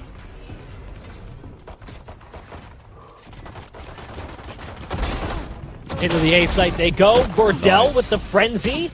Nice little two-piece before being taken care of by Chemicals. Wall's up, and the spike is down, and Chemicals had a great idea, but it's actually his teammate who ends up winning the first battle post-plant. It's Rossi. Drone is trying to eyeball this wall, knowing that they might try to jump over it or take the rope up to go over it. So you can see them trying and not quite committing just yet. Finally, the first one comes through. There's Gangsta on the other side. Rossi from distance with a frenzy, and it comes down to actually a 1-on-2. Make it a 1-on-1. Gangsta takes it to halfway. Both players are low, mind you. Hazed on 37, Gangsta on 22. Yeah. The turret is down. He's just baiting this one so perfectly, and he didn't get it to half after Exactly. all. I thought he did. It was so close. Well played by Hayes in the 1v1. Because he heard that drop from Hayes towards that belt. He's like, I'm just going to gamble it just to see if I can get the kill. There's definitely some comms going on for Immortals, especially now they're on land saying, I hit him for this much. I hit him for this much. He's only got 34 HP, or at least one shot, as we like to call it when we're actually in the heat of the moment. So he just tried to gamble it out, and Daze just did a good job just to dance back and forth for that kill. So very well done, at least on the execution for TSM. That wall that came up, Wardell already dashed across, and by having that recon dart from drone in the back of the site allowed that spacing to happen so that Wardell could get towards that back of the site and a double kill with the frenzy, and he did his job. This round could push towards mid. I love this, actually. They stack up towards mid, and they just want to do some damage. Hayes is looking for the ace, and he's going to get it. The first ace on the day here for the mainstream.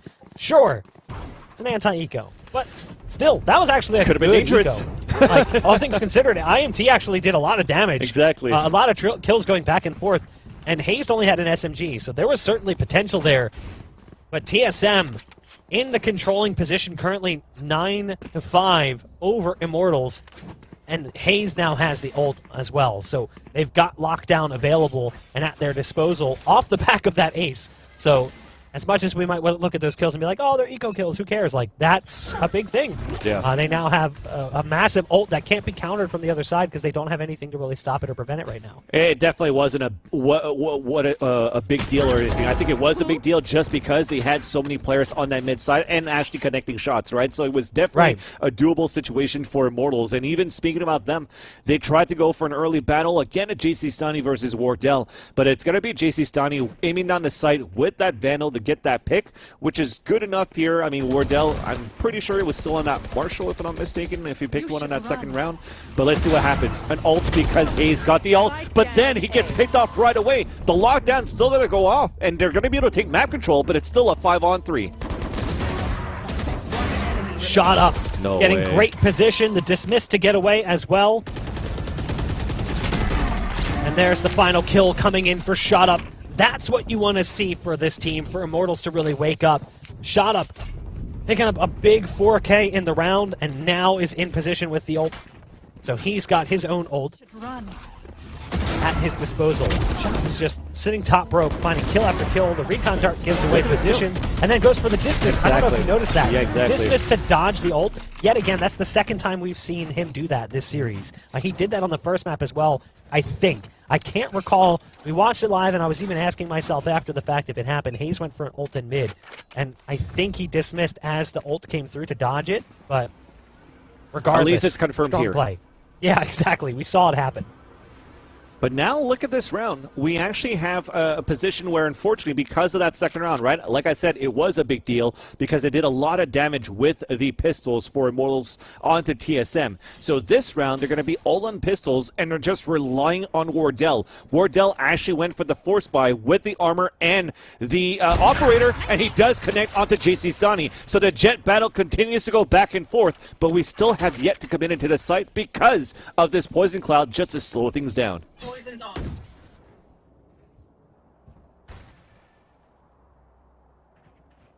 TSM trying to gain control of this B site. Peek from Rossi that costs him his life. The wall's been broken, but the spike will likely be planted here in a moment, as there's still a safe spot there for Drone to spot. Oh, maybe not. Maybe not. They drop the spike, and it's in awkward territory now. They have to scoop it up, but they don't have anything to kind of give them safety. So Sabrosa's going to go for the plant. That's a big shot coming out from Wardell to help secure things. Again, the plant is touched, there. but it's Shot Up coming through with the ult. They have to watch out for the Empress. He comes into position, and this is just Shot Up doing Shot Up things. The heal is now out. He's back to full HP. He has to be careful. There's two targets towards long. Big fat paranoia coming through, but it doesn't seem to slow him down whatsoever. The recon dart's going to give away the position. That is a massive retake coming in from Immortals. Yeah, the paranoia was huge to hit Gangsta, but off, just a little bit off was Shot Up to be able to get that position and the crosshair placement for the last two kills, with help from Gangsta, of course, by putting that recon dart down. I mean, it was such a great effort for TSM with all of these openers that Wardell did. He got 3 kills, so they really counted counted and trusted Wardell with the entries, and look how good he's been. But after that, just because the kills that he's gotten for Wardell were just a little bit too far for TSM to pick up the rifles and to upgrade, because the last 2 players for the Immortals were still playing towards orange. So when Hayes got picked off, he's like, well, they're both there towards orange. We can't rush forward to pick up the guns. Let's count on Wardell again. But Wardell, unfortunately, at yellow, that gets picked off by the Empress. That doesn't allow the last 2 players to be in a great position on a pulse fight, unfortunately. So you heard the economy. It was still expensive for a round, and because of that, you still have enough to go for the operator buy because you had the 3 kills and a spike plant and the bonus. TSM still has a chance to maintain this lead. Shot comes out from Wardell. We've been seeing that in this second map more specifically. The first map was a little bit more problematic for him. JC Stanley has popped the ult in response, but Wardell is holding the line, preventing that ult from being a bigger problem than it could have potentially been. There's the ult coming out from Gangsta. Shots coming out over the top. He tries to cancel to dodge it, but he can't in time, and Wardell has now found 3 on the round, systematically picking them apart single-handedly. He's now brought it down to 2. It's Chemicals and Rossi. Now Rossi's been dropped by drone, and the last player remaining is Chemicals, and with Chemicals holding it off, trying to get away, not gonna happen. That'll be 10 rounds, double digits for TSM, off some impressive op work coming out from Wardell. Yeah, that's 6 kills so far within 2 rounds for Wardell. Even if he popped the knives, he would have been, like 2 rounds ago, he's already got the ult again if he wanted to, so very well done, especially that kill was huge to prevent his teammate from getting taken down by JC Stani's knives by trying to plant on the top of the tower, and that was Sabrosa. Half of his body was out there and pretty much a sit and duck, and it's in these situations where Wardell is starting to warm up, being ready, starting to land his shots, this is where TSM starts to get very scary when they have that confidence moving forward. So no op being saved. You're trying to determine if you're going to go for it right now, as we have this, I would say, this tactical pause because of the amount of rounds that were lost so far for Immortals on the defense. They're probably trying to guess with JC Stani. Are we going to go with an operator small shields? What are we going to get for Chemicals because he doesn't have enough money to go for a rifle with armor? So you're going to have to try to reassess. Is it going to be a stack right now for Immortals? But overall here, Buck, you're really happy as a TSM fan to see if this is going to go to a 3rd map, because it's looking very good for a 3rd map so far, with how TSM has looking a little bit more confident on these takes, on these hits, and not being afraid of these toxic screens coming up on the A side.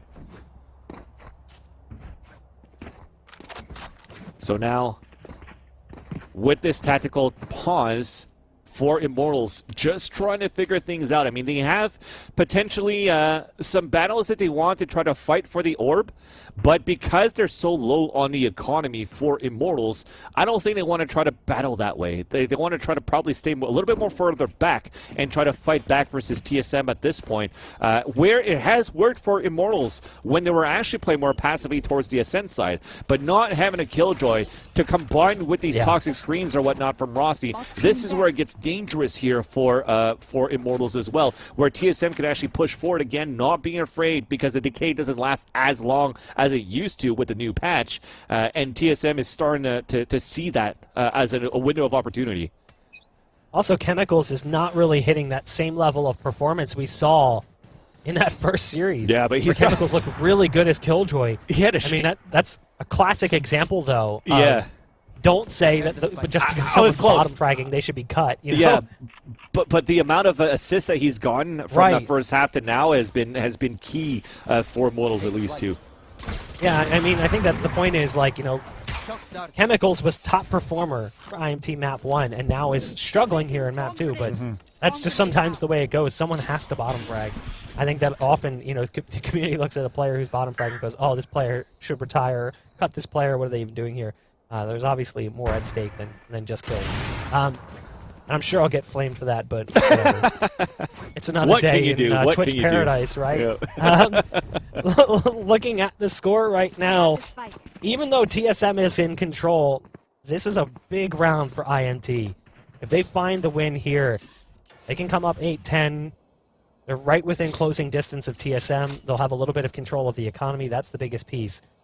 And they do have the op in play in JC Stanley's hands. 30 Op in the hands of Wardell, no surprise on the other side. We did start talking about the matchup between the two and whether or not JC Stanley would be able to get the best of Wardell. It does feel like, in general, Wardell has had that. They try to stop the plant there as Rossi throws down the snake bite, but it doesn't get there in time, and that allows TSM to get the plant off. Rossi is low on HP as the leaping target he was aiming for does escape, and now it's post-plant time for TSM. A 5-on-5, but damage has been dealt to several players, and they have to pick and choose which one's going to get the heal, and it won't be JC Stanley this time around. He's sitting on 45 HP, and the kills are starting to pile up for TSM. Again, there's the peek from Wardell, swinging out wide, and this decision is being made. It's time to escape, but you can't even get away. You've got players already on the flank holding it down, preventing that from even being possible. Good luck, Gangsta. He's going to try and hold on to his rifle as long as he can. He's got the best HP possible. But he'll survive, and he might even be able to go back and grab the off. He's going to leave it behind, and it's going to be TSM looking pretty good there on the attack. Even it got dangerous when Drone was actually going for a Hunter's Fury on the offense instead of actually trying to keep it for a pulse plant. But you see, again, who was on that scoreboard off camera for these kills? Wardell with the operator. Cutler as well. Cutler has been one of those guys where we said, okay, well, he didn't have too much of a good game on that first map, but playing as an Omen right now in the second one, getting these crucial kills, getting the right smokes right now for TSM has been helping too. Although, I do have to give it so far for just how TSM's been playing on the attack. It's very dangerous right now for Immortals, especially in a situation now. They only have that Phantom that they saved from the previous round and pistols into this round. And let's see if they could actually hold it out. They're trying to look for some information towards mid side, but that smoke prevents Rossi from moving forward. And now everything's on a stalemate. You're going to have to lurk from Hayes towards his B side. I actually quite like this. Now you could actually see where a stack is going to be happening because they do expect a stack somewhere, and they could also find out where Gangsta's playing that rifle. And if it's going to be towards a site that is not going to have Gangsta, you might see a full rotate back towards B. There's the ult being called from Cutler. That'll get them some information on the site. Yep. There's a lot of information to be had. A lot of players over on the A site currently. There's only one playing over towards the B site. And again, Wardell has JC Stanley's number. And that's happened so many times throughout this series. Whether he's had an op or a rifle, it seems like he's just got that one dialed in. Even though JC Stanley's playing all right. He's not playing poorly. It's just when it comes to the one-on-one, it seems to go that direction pretty frequently. The last remaining player is Gangsta, the only player who came into this round with anything. Yep. And he's 1 HP away from where he was at the end of the last round. Sabrosa goes up the rope, and it'll be a kill coming in for the Sage. 12-7. TSM looking to close things out in map number 2, force us to a third map. And if we are to go there, the third map in the series will be Bind, a map that we said coming into this one kind of favors IMT a little bit, just based on what we've seen, but I don't know, TSM coming in off of a hot win might change things. Oh, definitely. We'll see what happens. The third map, potentially, but there's still a chance to come back into this one. The knives have been popped a few rounds ago, but at least they had that Viper's Pit. We talked about that quite often, and we haven't had a chance to see it on the defender side yet. So now that Rossi has it, we'll see what happens. Wardell trying to dash on top. JC Stanley gets spotted by the green, and he's forced to fall back. He's staying on there, actually. Huge.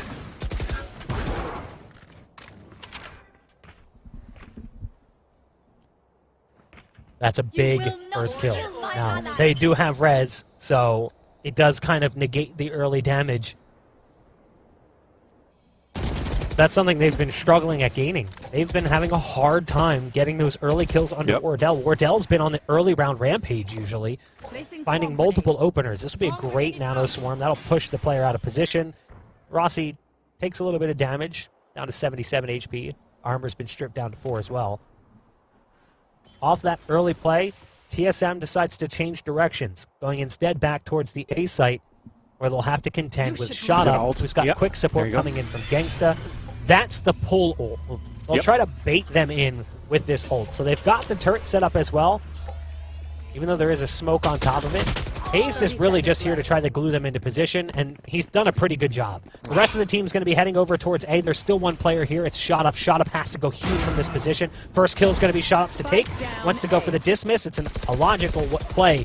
They don't have the wall now for the spike, so that is actually huge, and it's been cut down to now Cutler and Wardell in a 2-on-5 with 10 seconds left. That early kill, you're starting to see that and its effect on the game. They had to go back and res Wardell. It slows things down. The attempt towards B ends up shifting back towards A, and then when they lose the wall, everything falls apart. Oh no, even the op is lost, but again, you've won enough rounds so far for the defenders. I mean, Wardell still had 9K, or sorry, attackers. You still have 9K out of that one, and I like the fake for the ult that you saw from Hayes, and that could have been a crucial kill that he could have had there against Rossi. Again, that's what I'm talking about. If you have that little gap going on because you want to focus on a spray towards mid instead that you want to defend, well, that little gap could be taken advantage of for the defender side, and Rossi definitely did. And thankfully, though, after he won that fight versus Hayes, he didn't have enough poison left, right, in the fuel, because that wall could have been detrimental for the rest of TSM moving towards the A site, where they would have lost that round even faster, and TSM just missed a bit in terms of where Shot was playing at that generator side. This round, though, and it's going to be Rossi pushing all the way up. The Owl Drone missed him, so it's an easy execution. Now smokes have been lost, a perfect trade at least, and it's a 4-on-4 with JC Stunny low on HP. They're going to force to go back for a heal, and Sabrosa gets pinged out. So right after this heal, right after the commotion at the beginning of the round, we'll see the stalemate and back into a slow map control. I'm curious how this fight over on Long is going to go. You've got JC Stanny still wanting to take that fight with Long, and there's one player there currently. Drone is lurking over on Long B. But it's gotten quiet. Things have slowed down after both teams suffer a casualty early in the round. Sabrosa sitting at the bottom of Tube, potentially about to take a fight with Gangsta, who's waiting at the top end of Tube. There's the shots coming through, and it's right on the money to the dome of Sabrosa. 30 seconds left. Here comes Wardell with the op towards Long. There's the attempted getaway. It's a little uncomfortable and awkward as Drone was there, and there wasn't much that could be done. The ult coming through to try to cancel the spike plant, but Stuck it. bravely, Hayes sticks it, knowing he has limited time and limited options. It'll come down to a 2-on-3. Wardell does have the ult available. The res is going to come out. There's the bait from it, though, and it works out masterfully. Drone has to go big. Does have some shock darts to work with, but it will be another round on the board for IMT, and an op is down if they were to decide to grab it, and they do. Will, yeah. That's big. JC Stanley also has the knives available. So does Wardell. Rossi with the Viper's Pit. So there are ults online here for both teams. It would have been such a different round on that 2 versus 2 potentially if Wardell actually connected a headshot onto Chemicals through that Radiant Icebox at that B site. Because of that, the perfect bait and switch, if not a res, would have never happened. It would have been Wardell and Drone with utility on a pulse plant to try to win that one. But good on Chemicals to take the advantage of the op shot miss, forcing Wardell back, going for the res, and then playing the numbers advantage by having JC Stanley come back to life and getting that round. And here is going to get very deadly. Where I see a weakness right now from this Viper Pit is if we actually go for some map control on the top of green, but they're going to hear an updraft, they're going to hear a wall, and he's going to be able to call that for a Phoenix to rotate out. But while that doesn't happen, then everybody could focus their resources towards this mid and A site. And at the same time, because there's a Viper's Pit here, and he doesn't need to use technically a Poison Cloud on B, then he's going to have a full fuel range to put the wall up on A side and make things difficult for TSM to take. Yeah, they've also got the Sage Wall down in Tube to try to slow down play in mid and kitchen. It basically forces them to go A right now. And you can see they're stacking up in that direction. You do have JC Stanny here with the op. The question is, what will happen in the battle against Wardell? We've seen it so many times. Go Wardell's direction. That will be a deciding factor, is how long can JC Stanny stay alive with that op in position, and will we finally see the kill go his direction? No. Dinked. He's taken down to 10 HP. He's so low on health, desperately looking for a heal, sitting at 10 HP. An awkward fight on site as Shotup just dismisses directly in front of a target, and now goes for the ult. This is a bold play. You love to see it, but Drone's already top Tube, and it's come down to now just 2. As it's now just Rossi. The round will end in favor of TSM, 13-9, as they pick up the second map and force us to a map 3. That was intense. There was a moment there where Shot Up, after getting that kill and a dismiss, popping his Empress was like, oh no, Shot Up is going to go into his mode where potentially he could actually win that one there for the Immortals. But thank God for Drone at the top. He was even spotted on that rope on the A tower to almost get picked off. But thankfully, Drone not only getting that kill, but getting a second one on the upper hand allows for the flank to happen at the same time too, and a numbers advantage in the end for TSM. So it looked like we were still like pretty much clenching at the edge of our seat here as a TSM fan, but we are going to see this third map. Third map will be Bind, a map that, historically speaking, should be a little bit stronger for IMT. We've seen them play this map a long time, and they've been playing it with a variety of rosters, but they always manage to be somewhat strong on the map.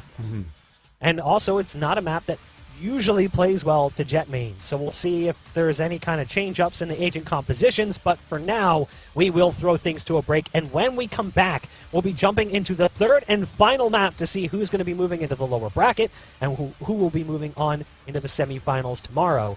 Stay tuned.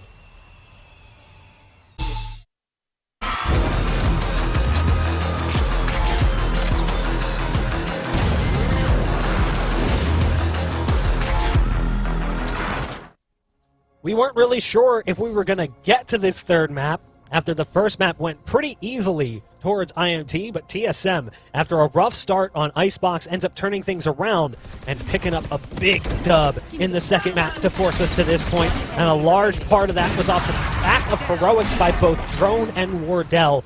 Van Silly, it still ended up being kind of close. There was a chance there towards the tail end for IMT to keep it alive, but they just couldn't quite muster up enough. Yeah, this is where you can start breathing a bit here, at least for TSM fans, into this third map. We're trying to continue to get our energy into the other one. It was very, very back and forth, where even moments where you're thinking Immortals could turn things over on these eco rounds. But again, I think the man of the hour, looking at how he's played throughout these qualifiers from open to close, has been this very man with the operator Wardell. Overkills onto JC Stani onto that one. He's been playing to perfection to help TSM in these close rounds, or in these rounds there where they desperately needed the kills and a rounds and a victory. Let's see if that continues into a third map here on Bind. But overall, looking at this head-to-head in terms of the scoreline, you definitely see that damage coming in more into TSM side, into the damage favor. Only slightly, but enough so that you can point it out. Yeah. You know, it's 13-9, but it could have been worse. You know, IMT was really close to bringing that one to overtime. It just really came down to, honestly, those early picks. I want to see the number of first bloods from that series. Yeah. For Wardell. Like, I think that's what's important to me. In fact, let's see if I can pull it up here over on the side. Wardell had 6 first bloods, but at the same point in time, JC Stani had 7. I think the difference, though, is I want to see the battle between the two of them. I want to see how often did Wardell actually have JC Stani's number. It felt like a lot. Yeah. The top performer for the side of IMT is going to be Shot Up. Wardell on the opposite side, 23 and 21 respectively for each of them. 1.4 KD for Shot Up, 1.9 for Wardell. 254 combat score compared to 299 for Wardell. Chemicals, though, was really the surprising piece. Chemicals swapping to Sage, while it was obviously beneficial to the team, it felt like Chemicals couldn't play the game the way that Chemicals likes to play, especially given that Chemicals was top performer for IMT on the first map as Killjoy. You see some rounds, and we even mentioned it during the broadcast. It's like, okay, well, he's going to have to res instantly. Okay, he's going to have to heal instantly. He's been running back and forth just trying to keep his team up. Alive. Exactly. Yeah. And that's good enough in itself for the job that he had to do there for Immortals at that point. So, maybe he's not able to get into that frag department, but the walls to actually move up to try to get the plant, he's going to be that selfless agent and a selfless player to allow for the other ones, such as the lineups with the Viper from Ross to be able to get some kills. As for JC Stani, he still did a good job with those entries as well. But now it comes down to trying to figure out what's going to happen in this third map, right? The third map at this point going to be buying at the for this series. And looking at it before here, Mark, we tried to guess what map we could see, and we just mentioned it before the break. This is where we can talk about a little bit more in depth, like, what has TSM prepared now going into this game where they feel so confident that they could play against Immortals, who's been very good on this map before? Again, key word, though, before. Yes. We're looking historically at this team, And while, sure, they've had wins since they've made the roster change, if I'm not mistaken, it's just different. And also, what has happened since that time? Yep. I think the last time we saw them play Bind with this roster was more towards the start of April. And I know you're thinking like, oh, well, that's like not that long ago. Yeah, in the grand scheme of things, it's not that long ago. Yeah. But teams are making changes at a rapid pace. Yeah. And obviously, as patches come through and the meta develops over time, teams are going to adjust. Yep. So who knows if we're going to see Rossi play Sage here? Who knows if we're going to see JC Stanny go ahead and play as Astra? Yep. Like, we don't really know what we're going to get out of this one. So there's definitely some question marks for IMT. I feel like potentially for TSM, it's more predictable for agent composition, whereas IMT is still a question mark. And we also have talked about this before. One of the things that IMT did really well while Nature was on the team is that aggressive shower control on the defensive side. Are we going to see that? And that's, I do agree with you. That's changed a bit, right? Because when they were aggressive on that showers control, that was back when even Nature was in there and you had kind of like a Raze and an Omen Paranoia combo. But when you look at Immortals more recently, as you mentioned, if it's going to be an Astra and it's going to be a Sage into the lineup, they actually didn't have a composition that had flashes, right? It was an Astra, Raze, Sova, Sage, and Cypher. So trying to fight back for the map control, or at least for showers, so there's a little bit more different where now it's going to be more Astra using that ability to try to slow things down instead of push back, right?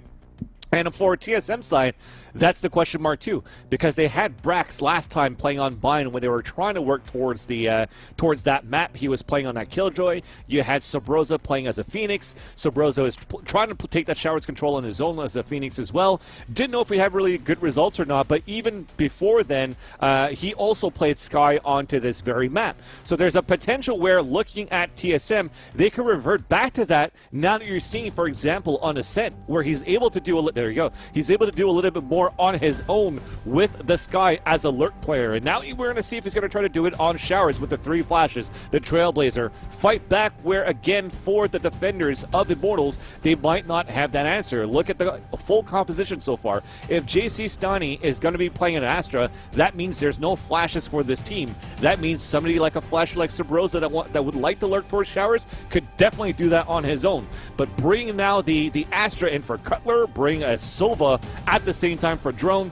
This is a type of lineup that I like to see. I think in the later meta right now, I like this double initiator setup, not only for TSM, but I just like it overall, just because I feel that right now, with a Sky in your lineup, and I only even see Soulcast playing with Liquid, the mind games that you can play when you're lurking as an Astra. Are you going to flash just around the corner? Are you going to flash a little bit later when it comes out? Are you going to fake flash when you're going to try to take the corner? And on that 1-versus-1 duel, there's just so much to think about, where if you're trying to shoot the bird down, but it gets flashed right away, you're full blinded, you lose the fight. So I think players and the community and the pro scene are starting to see the relevance of having a Sky in the lineup, not necessarily only for information, but for the mind games, for the map control.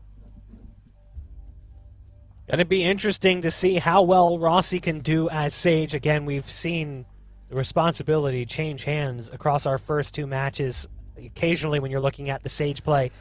But we've only seen Rossi play Viper in this series thus far. This will be the first time we've seen Rossi play a different agent. Kind of curious to see how that one's going to work out. As we transition over to our 3rd and final map in the series, it's Bind time. We have to determine a victor, and we'll see who it's going to end up being. As we've got Immortals starting on the defensive side. Chemicals will be playing over towards the B site. We're going to see some play towards showers early on. We've talked about this before. Nice shock dart right to the face of Sobroza. He's down to 38 HP, and again, has the Sky, doesn't have the ability to heal himself, so that one stings. Yep. And how do you fight back? You don't have any flashes, no paranoia. It's a boom butt and a recon dart. So having a Silva playing towards the A side so far, if they want to play a 3-player stack towards A, they seem to know that this lurk is always going to happen. Yes, they heard a shock dart, but they didn't know there was 2 players. So TSM could still try to play with that around the further rounds. But a Trailblazer into Hookah, you're looking to see at the same time an Owl Drone towards the B side. It's about to explode here. Oh, I love this. They're going to go ahead and pop themselves up with the wall, potentially over top of the smoke to try and deny things, but they can't quite get a line of sight to what they needed. So that ends up backfiring just a bit. But Chemicals is here hitting shot after shot. That's 2 kills for Chemicals, and that gives the team the advantage they needed. As drone goes towards the backside of site with the frenzy, there's targets to the right and to the left, holding to the left currently. The frenzy just gets out of control, and it allows Gangsta to get into a better position, and things are quickly going the direction of IMT. The flash tries to go out, guiding light, but it's killed immediately, and Sabrosa spamming away, looking for an opening. Nice shot, but not really going to matter as the rest of the team survives. 3 players up, and they're going to give the spike over to Gangsta as well. Another charge closer to getting that ult early in the game.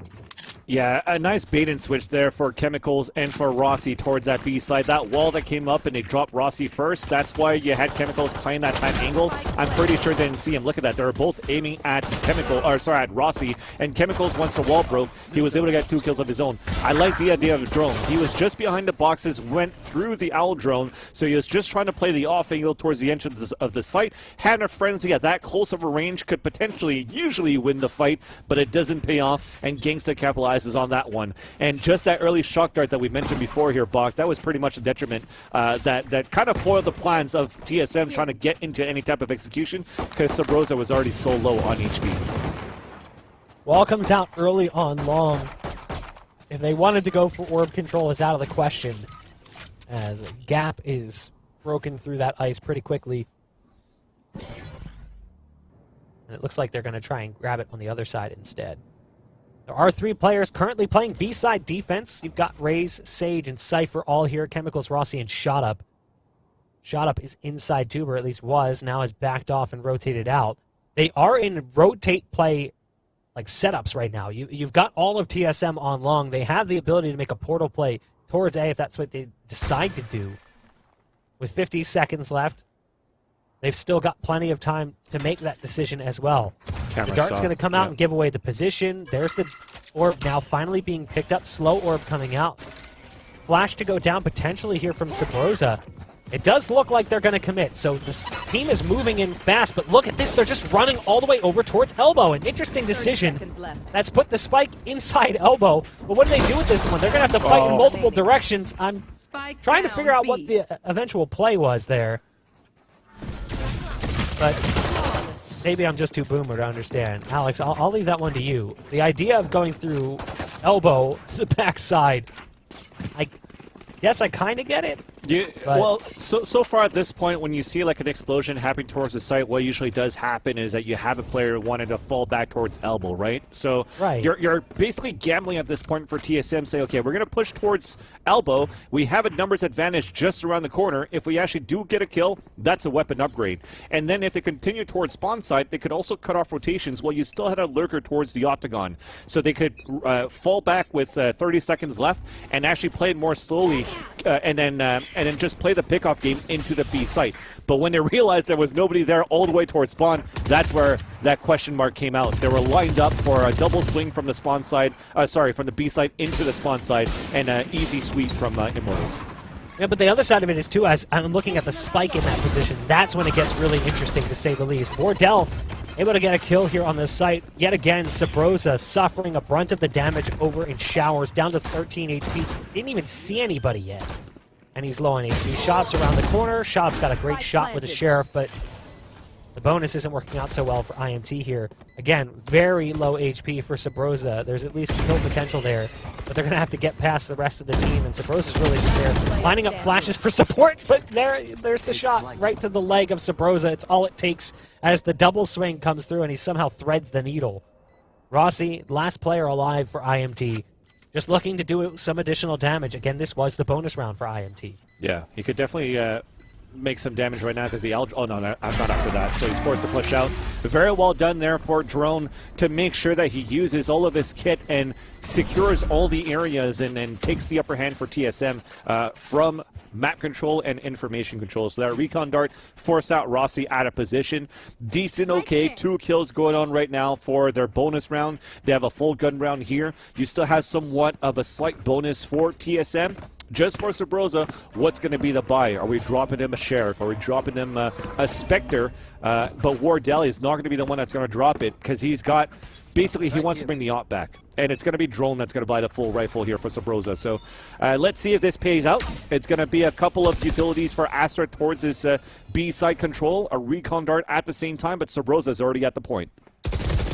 Sabrosa has had a rough go of it in showers thus far. This time backup is there, and Cutler is actually the one who suffers a brunt of the damage, so the heal can come through.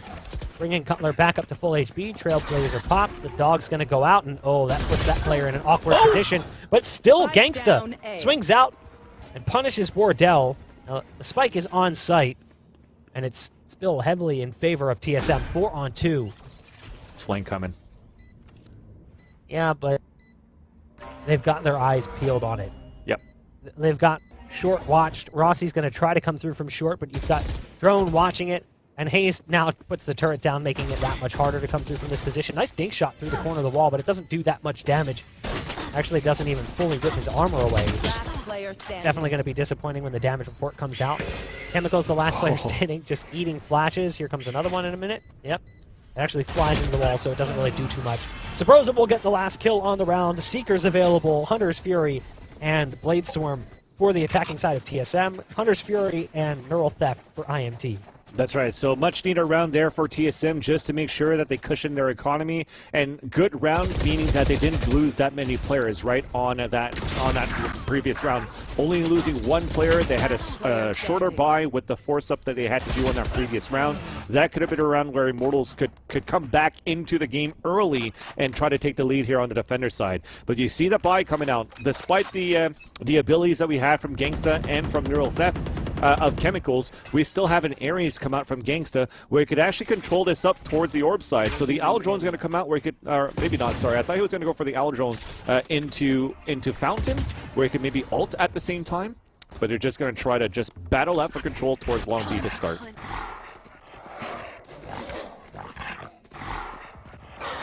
Trailblazer again, getting some information for TSM. Shot up. As good as his Sheriff has been from that distance, it's difficult. Cutler able to find the punish, and a follow-up from Cutler as well. Great shower control thus far. The backup is in from Sabrosa. And the eco round not really panning out so well for IMT. The Sheriff's not producing much success, minimal damage being dealt. Gangsta will at least spam away at one. That's Cutler going down, so some vengeance for his fallen comrades.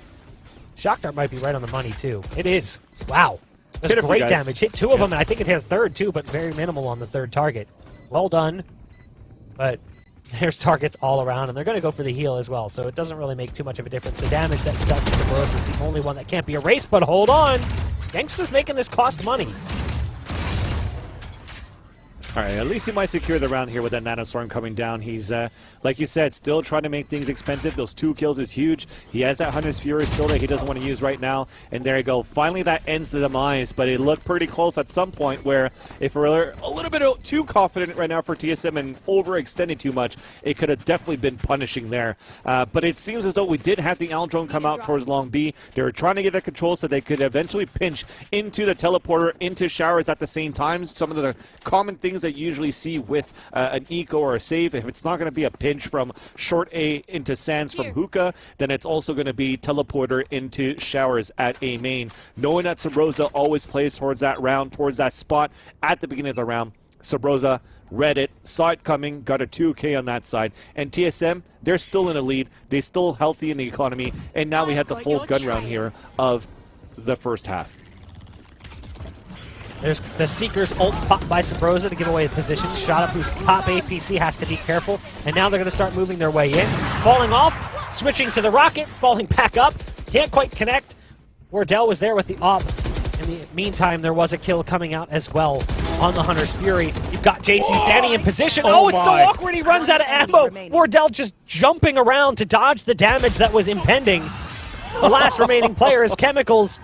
That was so uncomfortable to watch, but it is going to be another round for TSM. It's like one of those battles where, like, in the kung fu movies or the costume robbers, where they shoot and run out of bullets. They both look down into the guns, and it was like throwing the weapons away, and they're going to try to fist fight.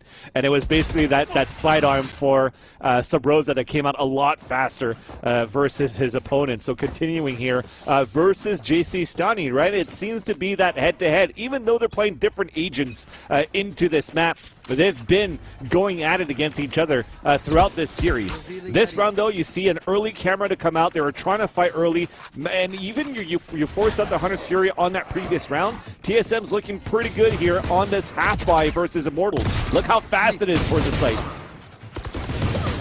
Oh, the fast play is backfiring just a bit as Chemicals from Hookah gets a couple of quick kills on the Sheriff. And there's backup as well in Hookah. It's going to be their Sage. So Rossi able to help out with some heal. Nice flash coming out from Sabrosa to try and keep them at bay towards spawn. But he gets pulled in with the gravity well, and he's trying so hard with the Boombot and the Sheriff combined, and now the spike is down, and they're really not in a territory where they can do much about this. That's a rifle pickup as well for Shotup, who's now sitting backside in such a dangerous position. The camera gives away positions, everything going their way. A massive Thrifty round win for IMT. So far, that gravity well to the Frost Orb to the Boombot, that's a huge combo right there for Immortals. It shows that they've been practicing that, and it also gives you a quick taste of what it may look like in patch 2.07 when you're actually going to be able to pull defenders or diffusers off the diffuse with the Astra Gravity Well. There's going to be a lot of combos going on with that. Definitely frustrating. I think that was Sabrosa that fell down right at that spot. So yeah, it was a great Thrifty there for Immortals. The money is still good here for TSM. But that's a lot of easily upgraded weapons for the defender side, where the economy is definitely skyrocketing. Stonks are up now for Immortals.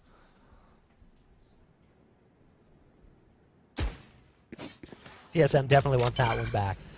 IMT, they just played it well. Inside Hookah, the fast play on long, and it just backfires. The Gravity Well, we haven't really seen it impact play too much today. That's one of the few times where it's really changed to play, and you mentioned it, just all that utility. It's like, what's he supposed to do? Like, how is he supposed to get away from that one at all? And the Boombot was just icing on the cake. He was already being spammed from multiple angles in that position. It would have been difficult for him to get away to begin with. Now, Hayes does have the ult. Curious to see if we'll get any utility out from the Sova to try and kill it, but it's unlikely, and in fact, it's just a bait play to begin with. They are going to be moving back towards A, but they've already got players in position, and now that they're spotting them out, they can call this one out for what it is. It was a fake, as we've seen from TSM in the past, and they're trying to gain access to the A site. Shotup is playing inside U-Haul. Player Showers has fallen back. Cosmic Divide coming out, and oh, that's good timing, I guess. Not sure for whom.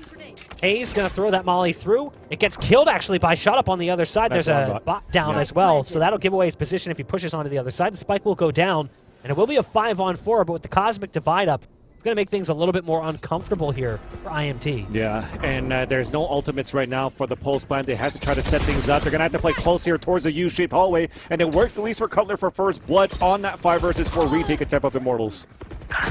Cutler waiting around the corner.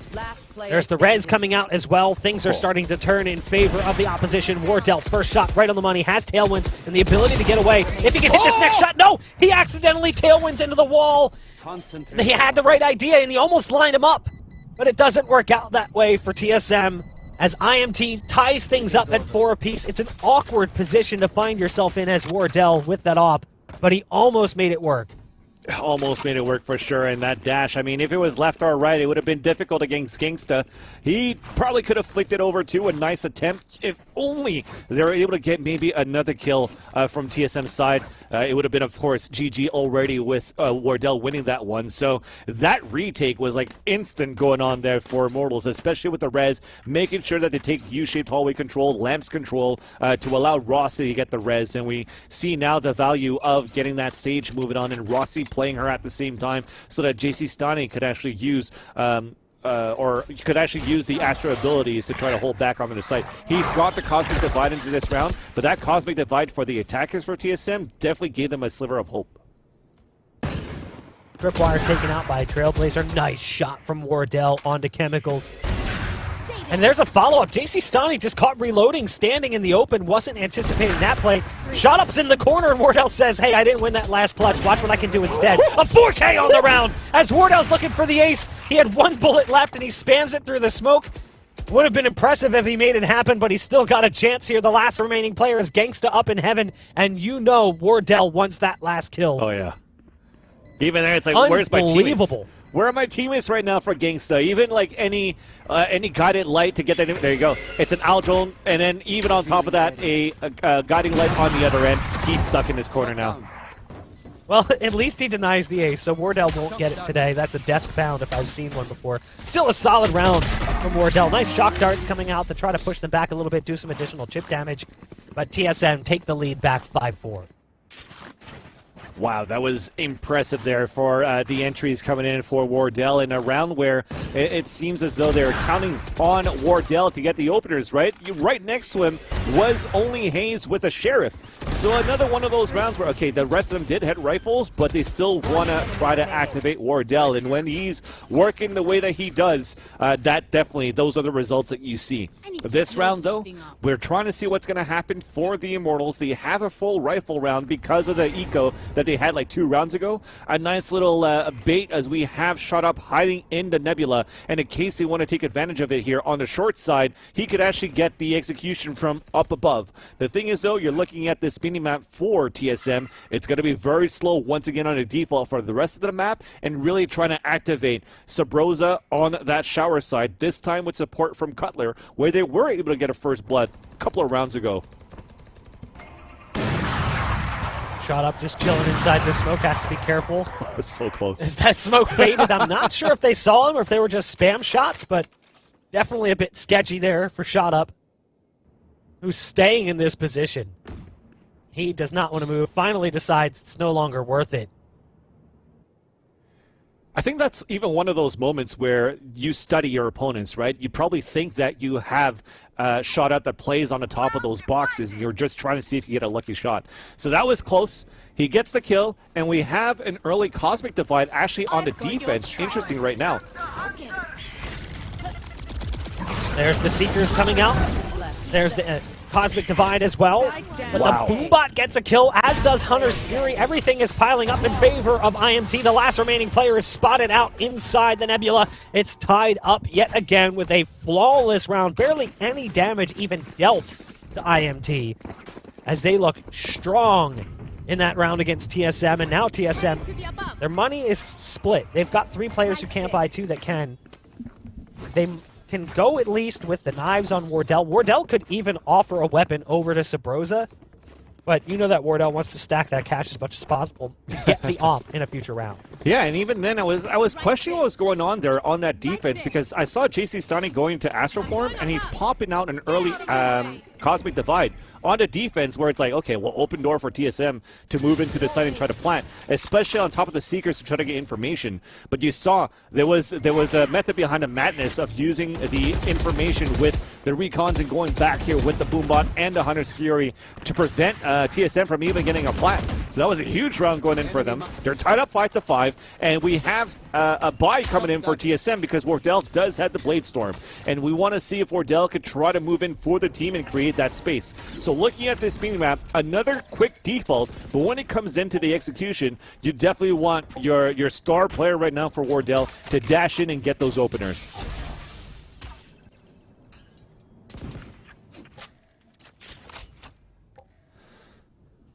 Slow and more methodical play coming out here in round number 11. 43 seconds left, and we really haven't seen too much early on. A little bit of damage dealt to Hazed and to Gangsta, but that's it. Been largely quiet. As they start filtering resources around, you do have Sage playing solo on B. 30 seconds left. But it looks like it's going to be a play towards A. It's really going to come down to Wardell. No surprise there. Who's got the knives out? Will Wardell be able to open up the site like he did in the previous round with the op? Dashes into position. There's no one top corner. Looking for the players on site. Drone gets the first opener, but Chemicals still in position from this spot. There's the rocket right on the money. Wardell's ult's been canceled. 10 seconds left.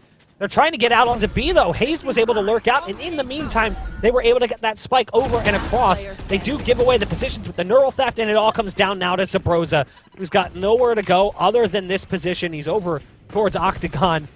It's going to be difficult. He's got 1 flash left. The guiding light doesn't even go around the corner, actually blinds him more than his opposition. Takes out the pin-headed Chemicals, who had lost his hat, giving him that tiny skull. Typically so hard to shoot, but he aims for the body instead, doesn't matter. Gangsta's there with the follow-up. IMT, they take the lead and make it 6-5 here, coming in at the tail end of the first half. One more round where they can try and get that 7-5. I mean, that's been pretty standard Last round across before the switch. the series that we've watched today. Yeah, definitely. It's been a very good series for these two teams so far. But you could definitely pull the first map away of how one-sided that was after those 5 rounds that was won in a row from TSM. But definitely since that second map, moving into this third one, they're warmed up. The pressure is still there, but they're thriving off this pressure right now for both of these teams.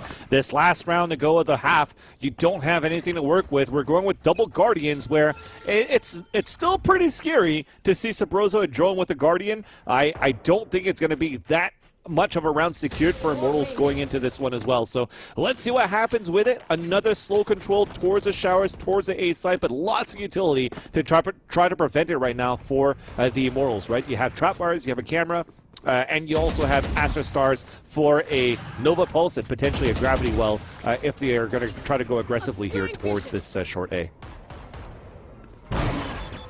Wardell I've got your with the track. judge, trying to make space. The Seeker's coming out. Oh my god! no. It halos him! The shotgun just traces with the pattern. That's so disappointing. JC Stanley kind of gets a little bit lucky there as the damage just goes around him for the most part. Yeah. Meanwhile, Cutler's picked off one. Rossi gets a trade back. Damage heavy in favor right now of IMT, and with that, they decide, let's get out of here. Drone's on a Guardian, has to be careful. It's down to just Hayes, who's over on the Sheriff. opposite side of the map, at least guaranteeing the spike, but only has a Sheriff. All right, well, at least he activates a lockdown with that too. So he's trying to run that clock. Looking for a better position. The drone, or the turret, excuse me, will give away the position. They'll just go ahead and take out the ult.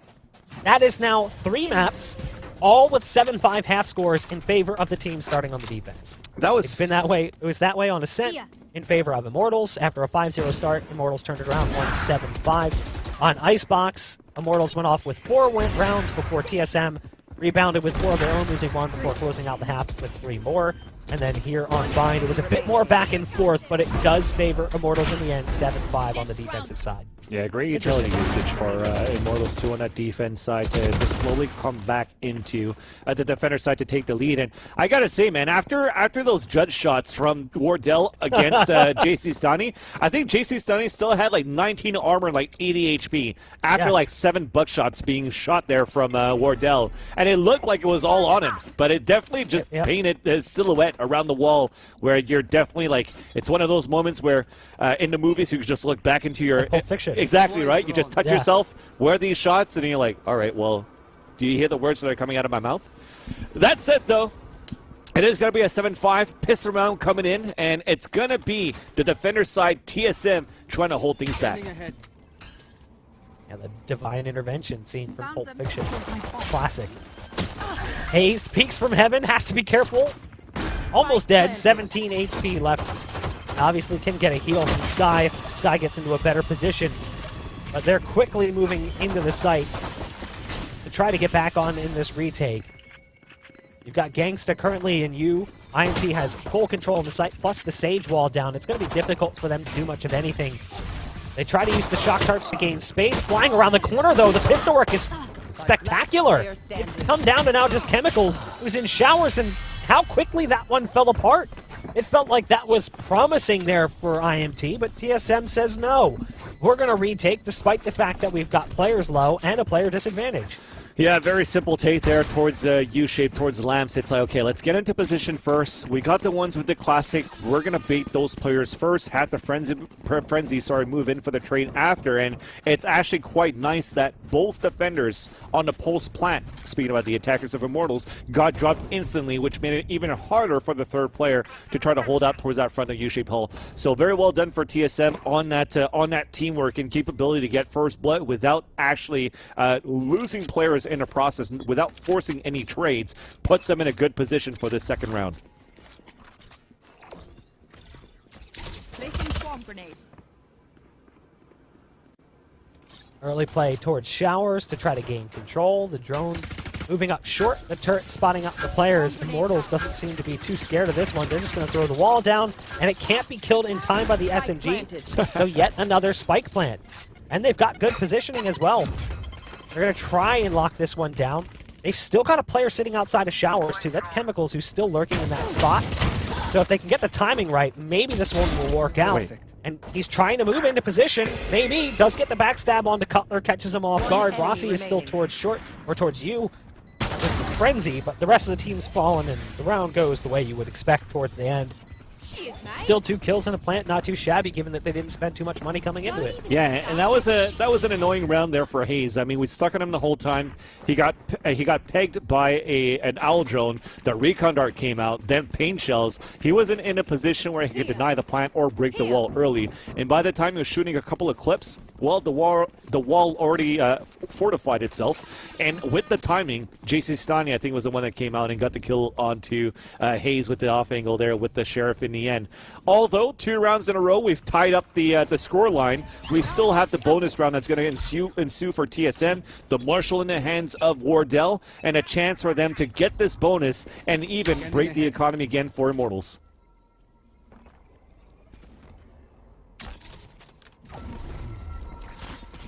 There's another gravity well.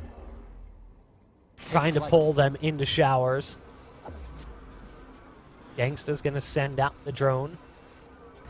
Gaining up some information in Showers. Another Astral Star going down. And a dart going out into Astra as well.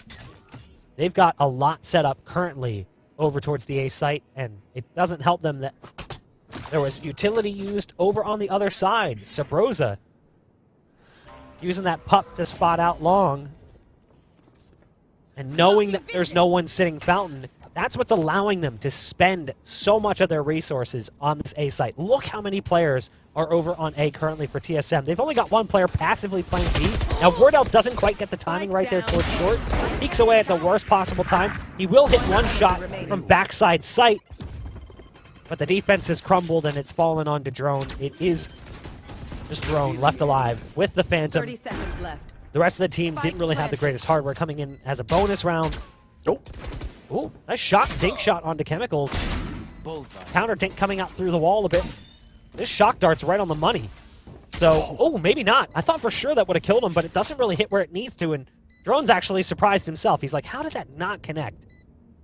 The Chemicals survives in that position with 10 HP. It'll be insult to injury if he manages to find the kill here on the Drone. And that's because he doesn't know where that second player is. So just because of that, running that clock down allows Immortals to get that last kill. If he knew where that second player was, it could have been a different story there. But well done for the last few players of Immortals. And I like that from that attacker side of Immortals too. It's like, okay, let's count the ability. We talked about using the ability and wasting up the ability of the Astra. That's going to be the important play to try to get map control on the attacker side to prevent the delays from happening where you have to run down the clock with 10 seconds left to try to attack.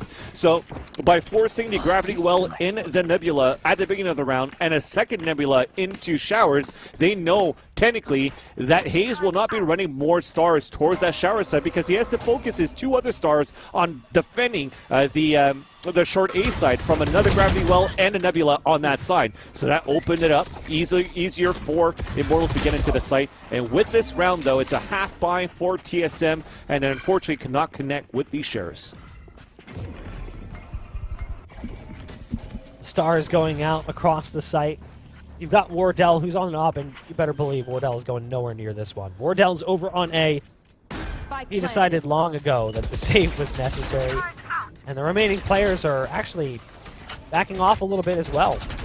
Hayes, it looked like, was falling back towards spawn a little bit more, but just threw a turret down to add some additional support, and they'll just continue to wait for a peek to potentially come through. I don't anticipate that you'll see one. 5 players alive, and I'd venture that INT would like to make that way. Yeah, and even then they don't want to push towards spawn. They don't want to have that economy being broken on their side, especially like you said here, Buck. If it's going to turn out into a flawless, then good enough for them. They could actually try to keep their weapons if they want. They could try to look for those exits if they want. But then for TSM, it's just going to be a little bit easier here just to lose your weapons, not getting exits. And on top of that, save that operator into this round, or the next round, sorry. So Immortal slowly walking away here with the lead, taking it by 2. Where you see that right now, nothing really needs to be purchased from Wardell neither. So they're pretty even on the economy thanks to that. Thanks because he's pretty much saved everything and not used any single cloudburst or whatnot on that last defender round.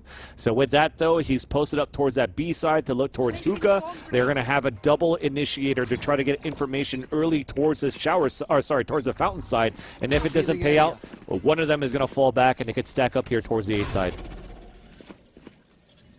Again, early battle is towards showers. Even though damage isn't being dealt, a lot of utility being sent in that direction. Owl drone, recon darts, nano swarms. Quite a bit. And there's also a gravity well trying to suck them in. Shot up goes flying out there with the ult and catches Cutler on the other side. Wardell with a miss. That's actually not characteristic of him across the last couple of maps. We've seen him so on point this series. And a res coming in from Rossi as well. Round's over. They're already pulling the trigger here and going for the save. Yeah. You can see Drone and his teammate backing off of this one. Really well played by IMT. The idea was there. I mean, after getting the first one to bait out the Owl drone for TSM, he was actually throwing, so that was Cutler pretty much. He throws out the gravity well towards that shower side just to make sure that he could just immobilize potentially a 1v1 from a swing from Hazed. But Hazed did not expect that. I think it was Shot Up that moved in so fast into the showers and then lost that fight. And from that, the showstopper, it was still a trade that's good enough. And even then, TSM had the perfect stack. After going for the recon dart and the owl drone, oh, okay, well, not bad here for saving your weapons, or at least attempt to save your weapons. Only Sabrosa stays alive. Made it slightly expensive for Immortals there.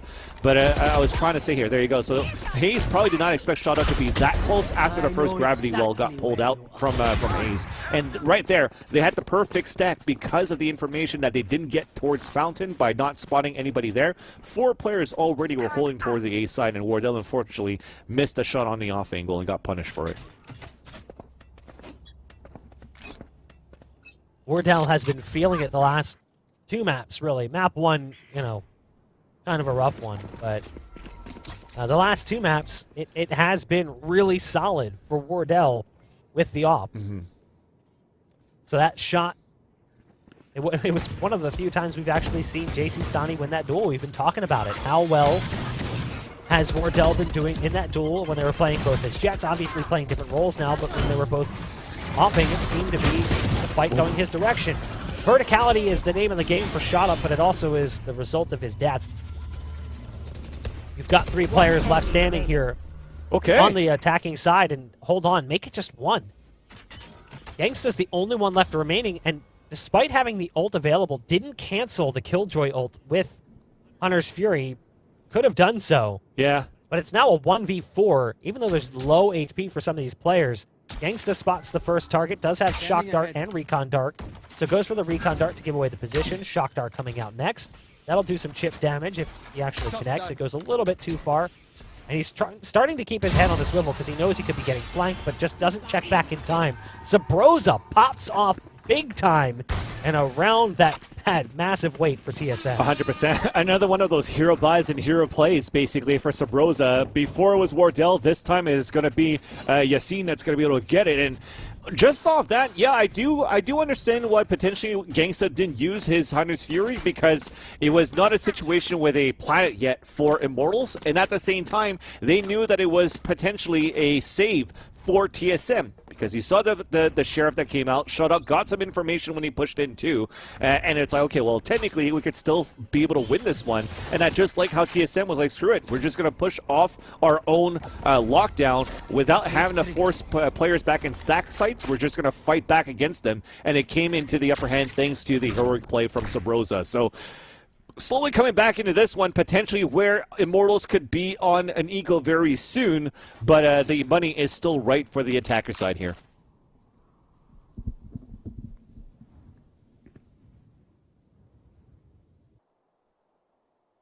IMT. 2 rounds up over TSM currently.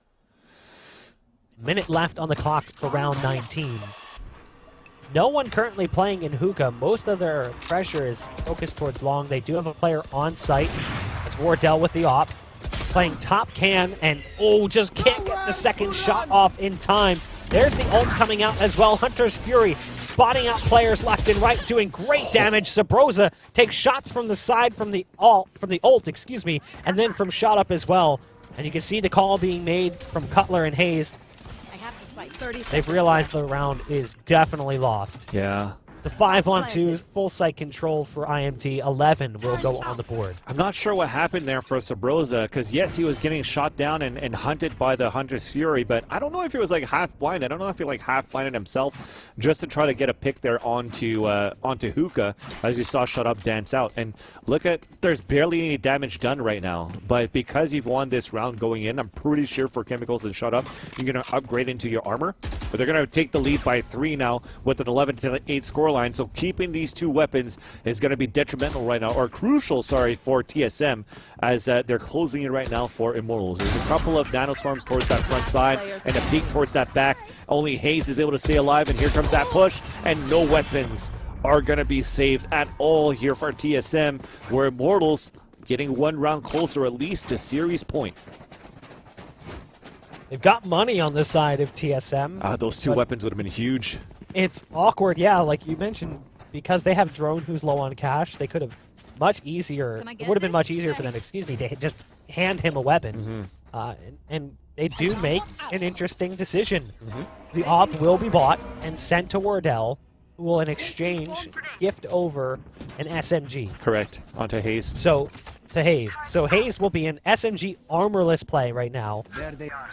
And the AWP will go into the hands of Wardell. So even though Hayes didn't survive, the kills that he got at the end gave him enough extra cash to make this round possible. Yeah. And you see That AWP. Go ahead. Sorry, I was going to say, and you see the Showers control of how they played for Immortals, right? When you have those flashes, what are they doing? They're using a recon dart. They're using cyber cages, even an early camera being thrown by Chemicals, just to try to push him back on top of utility for JC Stani. So now there's no information. There's a fake cosmic divide going on towards the attacker side, and Hayes is on his own towards B. Found them. Look how much utility, though, is currently in that area. He's got so much delay potential. The double molly is down. He's going to play right on the other side of this one aggressively. Not bad damage dealt considering he had just an SMG, no armor. And now he needs help. Wardell's going to go through the smoke. It's a risky play, and it pays off, as Wardell is able to at least get a kill to bring things back to an even 4-on-4. It won't stop the spike from being planted. Wardell's watching the top rope just to make sure that no one goes vertical on him. But won't be the case today. That's the wall coming down that makes him think someone could be up there. Cosmic divide from the defenders. So this gives them a chance to maybe push forward, but this wall is going to be like a thorn on the side here for Wardell. That ult could be huge, and Shot Up actually gets on the other side of the wall. No way. They're playing this wall actually to their advantage. Look at how well this is working out for them. Everything that should have gone the direction of TSM has now gone the way of IMT. Wardell has to switch to the rifle and go through blind. Shot Up finds a 4th kill on the round. A massive ult. He peeks through the Cosmic Divide, fires the ult, and gets back on the other side. Incredible work from Shot Up here at the very end of what could be a big win for IMT. It's 12-8. They need one more round to close things out. That was so huge there for Shot Up at the same time. Like, he was at a point where he could have died. He got dinked down to 6 HP. If Hayes actually got that kill, if he was the one that had like a Phantom or something like that, Shot Up would have never gone that ult. Shot Up would have never gone that double kill. And at the same time, it was still very well done for TSM for the retake. But the heroic play, playing through the Cosmic Divide, was everything for Immortals. Now they have no money to work with for TSM. It's map point and serious point to knock TSM down to the lower brackets and just scrambling with whatever they got. A Vandal, a Sheriff, no armor for Wardell, so it's a glass cannon with the Vandal. And can they hold it down? Oh, Cutler dies, getting spammed through the smoke. Drone trying to do what he can with the ult and could do significant damage here. Does at least pick up 1 kill. Wardell's still on site. The Seeker's going to come out to give away positions. This is certainly winnable. Wardell's popping off with the rifle. It may not be his trusty off, but he's brought it down to manageable numbers, and it's all on Shot Up. Shot Up will get the first kill. Doesn't actually turn back to the other one despite knowing that he's there because he saw the bird come out. He killed it. But keeping his head on a swivel, going back more towards default. 45 seconds left, has time to play with. Insane. The only rifle that was in play for TSM allows for 2 kills, and Shut Up Kill Noises is coming back. Makes it a 1 versus 1. It's up to Hayes with a Bucky. 30 Oh, he might be playing right into this, though. He's just right around the corner with the shotgun. So he played right into that one, expecting that player to potentially be in U-Haul. Still, great work from Shot Up to even get it to that point. Almost back-to-back heroic performances from Shot Up. But TSM will survive for the time being. Plenty of money left on most of the players for IMT. JC Stani does have enough to buy, but Rossi's the one who's kind of the odd man out. And it looks like we do have a pause coming through. Yeah. As Rossi is not moving in spawn, so hopefully it's not a technical issue. I'm assuming he's calling because he's the IGL right now for the team, right? So JC Stani, he hasn't bought yet, so they want to know, okay, what can we do? Looking at TSM, you see that Wardell, he bought a weapon for Hayes so that because he has the Blade Storm, and somebody bought him the Judge instead. So with this now, it's okay, JC Stani, what are we doing? Are we going to go with a rifle for him? Is Rossi going to go for a SMG? But most importantly, what site can we take? The only ult that they have right now is going to be a res. Are they going to try to fight for orb control where if they lose this one, they could get an ult into the next? Because they're going to be in a situation where potentially they might be on an eco for Immortals if they lose this round here. So you have to try to manage all of that right now. What's left in your arsenal? What's coming up in terms of the ultimates for the attackers for Immortals? Same thing for the defenders. Hayes is 2 away from his lockdown. It's not quite over yet, but it's still a very hard spot to be if you're a TSM player right now. Still just waiting to figure out what's going to happen here. Man. Third map always delivers. 12-9. TSM is against the ropes, but absolutely not out of this one. You've got that ult for Wardell. You've got res for Rossi. But Shot Up being 2 kills away from his ult, it's not exactly insane to think that he could get both of them. Exactly. The way that Shot Up has been playing across the last couple of rounds, look at the damage he's done this game. 25 and 15, 7,000 combat score. The closest player on his team has 4,800. I mean, that is absolutely insane. The difference between him and the closest player is almost the same as Rossi and Cutler. Like, that to me is just absolutely crazy. Yeah, even then, when we talked about how Chemicals didn't have a good game, well, look at them now, right? 17 and 14, being very good there as that Cypher for the team. The rest of it are pretty much doing their job right now, and on the end of TSM, you want the ones that are able to frag, put the frags in, and it's working out. Drone Curry in the lead at 19 and 14. Sabrosa doing his job as a Sky. Wardell doing his job here as the operator, although he was able to get stopped for a little bit of these aggressive pushes of the Immortal side. And now it's in a situation where he cannot have an operator, so he's going to have to count on his knives. But his knives right-click, it's on and off. We hope right now as a TSM fan that it's going to be on the on switch so that it could actually maybe come back into this game. If not, it's over for TSM, and they move down to the lower brackets. Looks like Rossi is back moving around, so we should be good to go. And he's second now. Yep. Timer has started yet again. So this is a massive round. They're going to lean heavily on Wardell and that shotgun to enter or the ult, depending on what he decides to do. I mean, last time or not enter, I should say, but hold. Yeah. Last time we saw Wardell try to use that shotgun, it didn't pan out so well. Aiming for the head, not the body. The shotgun started haloing. This is a massive round. Immortals wants to close out the series here. Recon Dart gives a couple of pings away, and that is a big early pickup. Now, don't forget, Rossi is nearby, and they do have res. Yeah. So they can bring Shot Up back, but that is huge. Great way to start off the round. Not only that, but knowing that they're facing like a series lost point, they still push 3 players towards Sands. It shows that they're keeping cool, calm, and collected, and the pressure's not on them yet. Getting that kill is huge. Forcing out a res early is huge. But also, that puts Shot Up at 1 orb away from an ult because he died. So are they going to rotate back towards the shower side to get the orb? Potentially, because they have camera already on showers too. So you're killing noise, you're running a default, you're taking control of the map, and look at that. They're slowly forcing back towards this A side, baiting out the L drone on long B, and nobody's rotating from TSM. He's actually not going to go towards showers after all. They'll just let Chemicals take that position. They're going to move up short. Cutler is currently U-Haul, has to go big. There's the first kill coming out from Wardell with the knives. Shot up, at least getting a trade back. The rocket gonna go out long distance as the ult did come online. Wardell is now down to 15 HP, but still left standing and still has the knives at his disposal. And he's got Sabrosa if he can get to him to get the heals. But this setup, Gangsta. It's all about the flanking player. It's all about Gangsta, like you're saying. Gangsta currently over towards Showers. Wardell down to one knife. He just wants one knife to hit. But it looks like he's going to have to switch to the shotgun. Goes inside the smoke. It's actually a shock dart that takes care of Wardell. Sabrosa in position, down to 3 HP. Spike's been taken to halfway. They're trying to peek to prevent the defuse from coming through. But no, it will be the round for TSM. They barely hang on, hit double digits, and the game will continue on. All right. I know that Lothar has been getting a bit of flack from what he was talking about with what you could do on Viper's kit.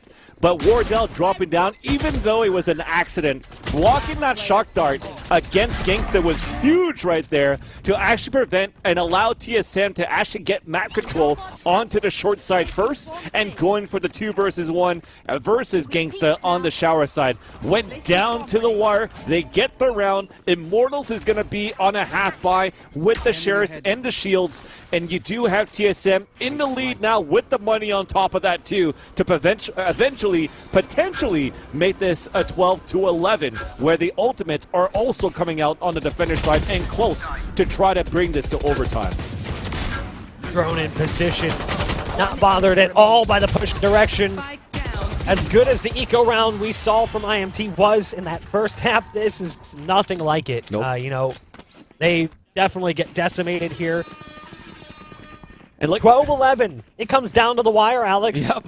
And you saw it, right? Drone got 2 kills, died. What's now? Hunter's Fury because he died. So Broza picked up 2 kills, Seekers. Now they have an operator back in the hands of Wardell. They have a full gun round. They have a full gun round for Immortals too, but because he used a showstopper on that previous round that hurt Wardell to 15 HP or 2 rounds ago from shot up, you don't have that. You don't have that much an offensive ultimate right now for Immortals, so it looks potentially to be the pendulum swinging over to TSM to maybe really bring this into overtime. You're starting to believe. Flash coming out from Sabrosa. There's players already working their way up long. Nades coming out as well from sight. Oh man, he actually catches Drone. Drone's lucky he killed that. If he hadn't killed that, it potentially could have done way more damage as Drone wouldn't have been prepared necessarily for that. Now, Drone does not get sucked into the gravity well, but the shock dart's right on the money. It's exactly what they needed. Boom, flashes from Sabrosa. Actually end up hitting the wall. It's not looking so good right now for TSM. It's come down to Hayes and Wardell. 5 players remain as the B site is porous. And IMT takes advantage of those holes in the defense. And it's just falling apart here. The last remaining player, Wardell. What can you really do? Wardell's actually getting hit by pulses as the Hunter's Fury as well. They know where he's at. He's got the op in hand. Who other than Shot Up to get the final kill? 13-11 in favor of Immortals. They will take the series and knock TSM down into the lower bracket. Give it to Immortals at least for that one there, Bob, because at that point on how they actually flushed out Drone was huge. You talked about it on the paint shells, but not only that, Drone had to stay alive. We talked about the 2 ultimates that they had that could swing it over there for the defender side. And Drone going into a corner, gravity well, shock darts. He couldn't escape from any positions in the back of the site to try to stay alive and use that Hunter's Fury for potentially a retake or preventing a plant. Then you saw we had to go for desperate plans, desperate measures for Sabrosa. Hey, Drone has fallen down. Let me just try to ult and run behind those. The signature Sabrosa play. But like you said, shot towards that wall, couldn't get the kill, and that right there was GG after the anchor site hold from those 2 players didn't pan out. So incredibly close. Thought we were going to OT, but it doesn't end up happening. That last map was chock full of highlight moments. I have a feeling we'll see quite a bit of them here. This was a big round. Yeah. This was that eco that they ended up picking up. The big thrifty round win. A large bulk of the work was done by Chemicals with the Sheriff. And this was just Shot Up. I feel like most of this highlight reel is going to be Shot Up in Wardell. And Drone as well. Drone ended up stepping up really big at the tail end, but Shot Up was just popping off all game long, doing as much as he could. Exactly. Shot Up just putting up serious numbers. Those highlight reels, from anybody doesn't really matter anymore when you actually get that victory, right? And that's the ones that do matter was off that player that we just saw with that last kill before the highlight reel finish, and that was definitely shot up. So I do agree with you, Mark, into that part. If you have to give an MVP right now for anybody in this series, would have to be shot up, and if you have to give a close runner-up, would probably have to be Wardell in the series too. But very well done for Immortals. So close there for TSM for tying things up, but their dreams were shattered, hopes were there, and immediately it was stopped by Immortals. So as they continue, right, they have Rossi coming into the roster. They have Rossi now also IGLing for the team. And with a team that always goes through these rotations, through these roster changes, it's still going to be Immortals coming up on top. So I put Immortals as the underdog going into the series. You have Cloud9 as the underdog, at least for me, versus T1. And then you have the underdogs that beat Sentinels on top of that, too. We're having a good bracket, after all, going into the second challengers. This is the crazy thing, right? Like, there's so many teams here that I think a lot of people maybe didn't expect. When we look at the bracket in just a minute, which we will, you'll see the teams we're talking about. But looking at this side-by-side comparison between Hazed and Chemicals, I gotta say Chemicals really stepped up. Sure. Chemicals' second map did not help. That second map was not good for Chemicals on a statistics level. Like, if you just look at numbers, which is one of the stupidest things you can do, and I think it's really cheap analysis, if I'm being honest, like, Chemicals didn't really have a great game. We know that. But you have to look at the impact he had as Sage. We mentioned it in that game. Running all over the map to get heals in, to get reses in. He was consistently having to bring his team back to full strength. So he wasn't really worried about killing people. He was worried about keeping people alive. It was the opposite effect. But when we watched him play on his more comfortable roles of Killjoy and Cypher, that's when he stepped up big. So huge shout out to Chemicals, who stepped up massively for his team there. We'll take a look at the bracket so we can see what the matchups look like. And Vince Silly, I got to be honest, looking at these semifinals, if you had told me this would have been the semifinals even at the start of this year, I would have laughed a little bit. I would not have expected this. Honestly, right now, again, if I'm looking at my Spike predictions, I only had the energy matchup right. Everything else has been huge right now for all of these teams, all of these players right now really stepping up, bring their A game. And like you said, yeah, the first semifinal matches, going into who could qualify in the upper bracket is Cloud9 Blue and Bucks, Immortals, Energy. I definitely would have not thought about that, right? Sentinels, my heavy favorite to move on into the finals, and it just shows how in North America all of these upsets could continue to happen no matter what tournament, and you never have really a solidified number one. I think what's crazy too is that, you know, teams like Sentinels could get eliminated. Teams like TSM, those were the number 1 and number 2 team going back to 2020, from basically like the summer until the end of the year when 100 Thieves started to really turn things around with the new roster. But they're potentially on the brink of elimination, not having a chance to play at regional finals and get that trip to Iceland. I mean, and then, you know, you've got other teams who aren't there too. Like looking at a team like FaZe or Gen G, like these teams are also not in contention. It's going to be kind of wild, but we are going to go ahead and throw things to a break. And when we come back, it will be our final match of the day. And it's going to be an elimination match. Sentinels versus T1 to see who's going to be moving on and who's going to be sent packing. You're not going to want to miss it. Stay tuned.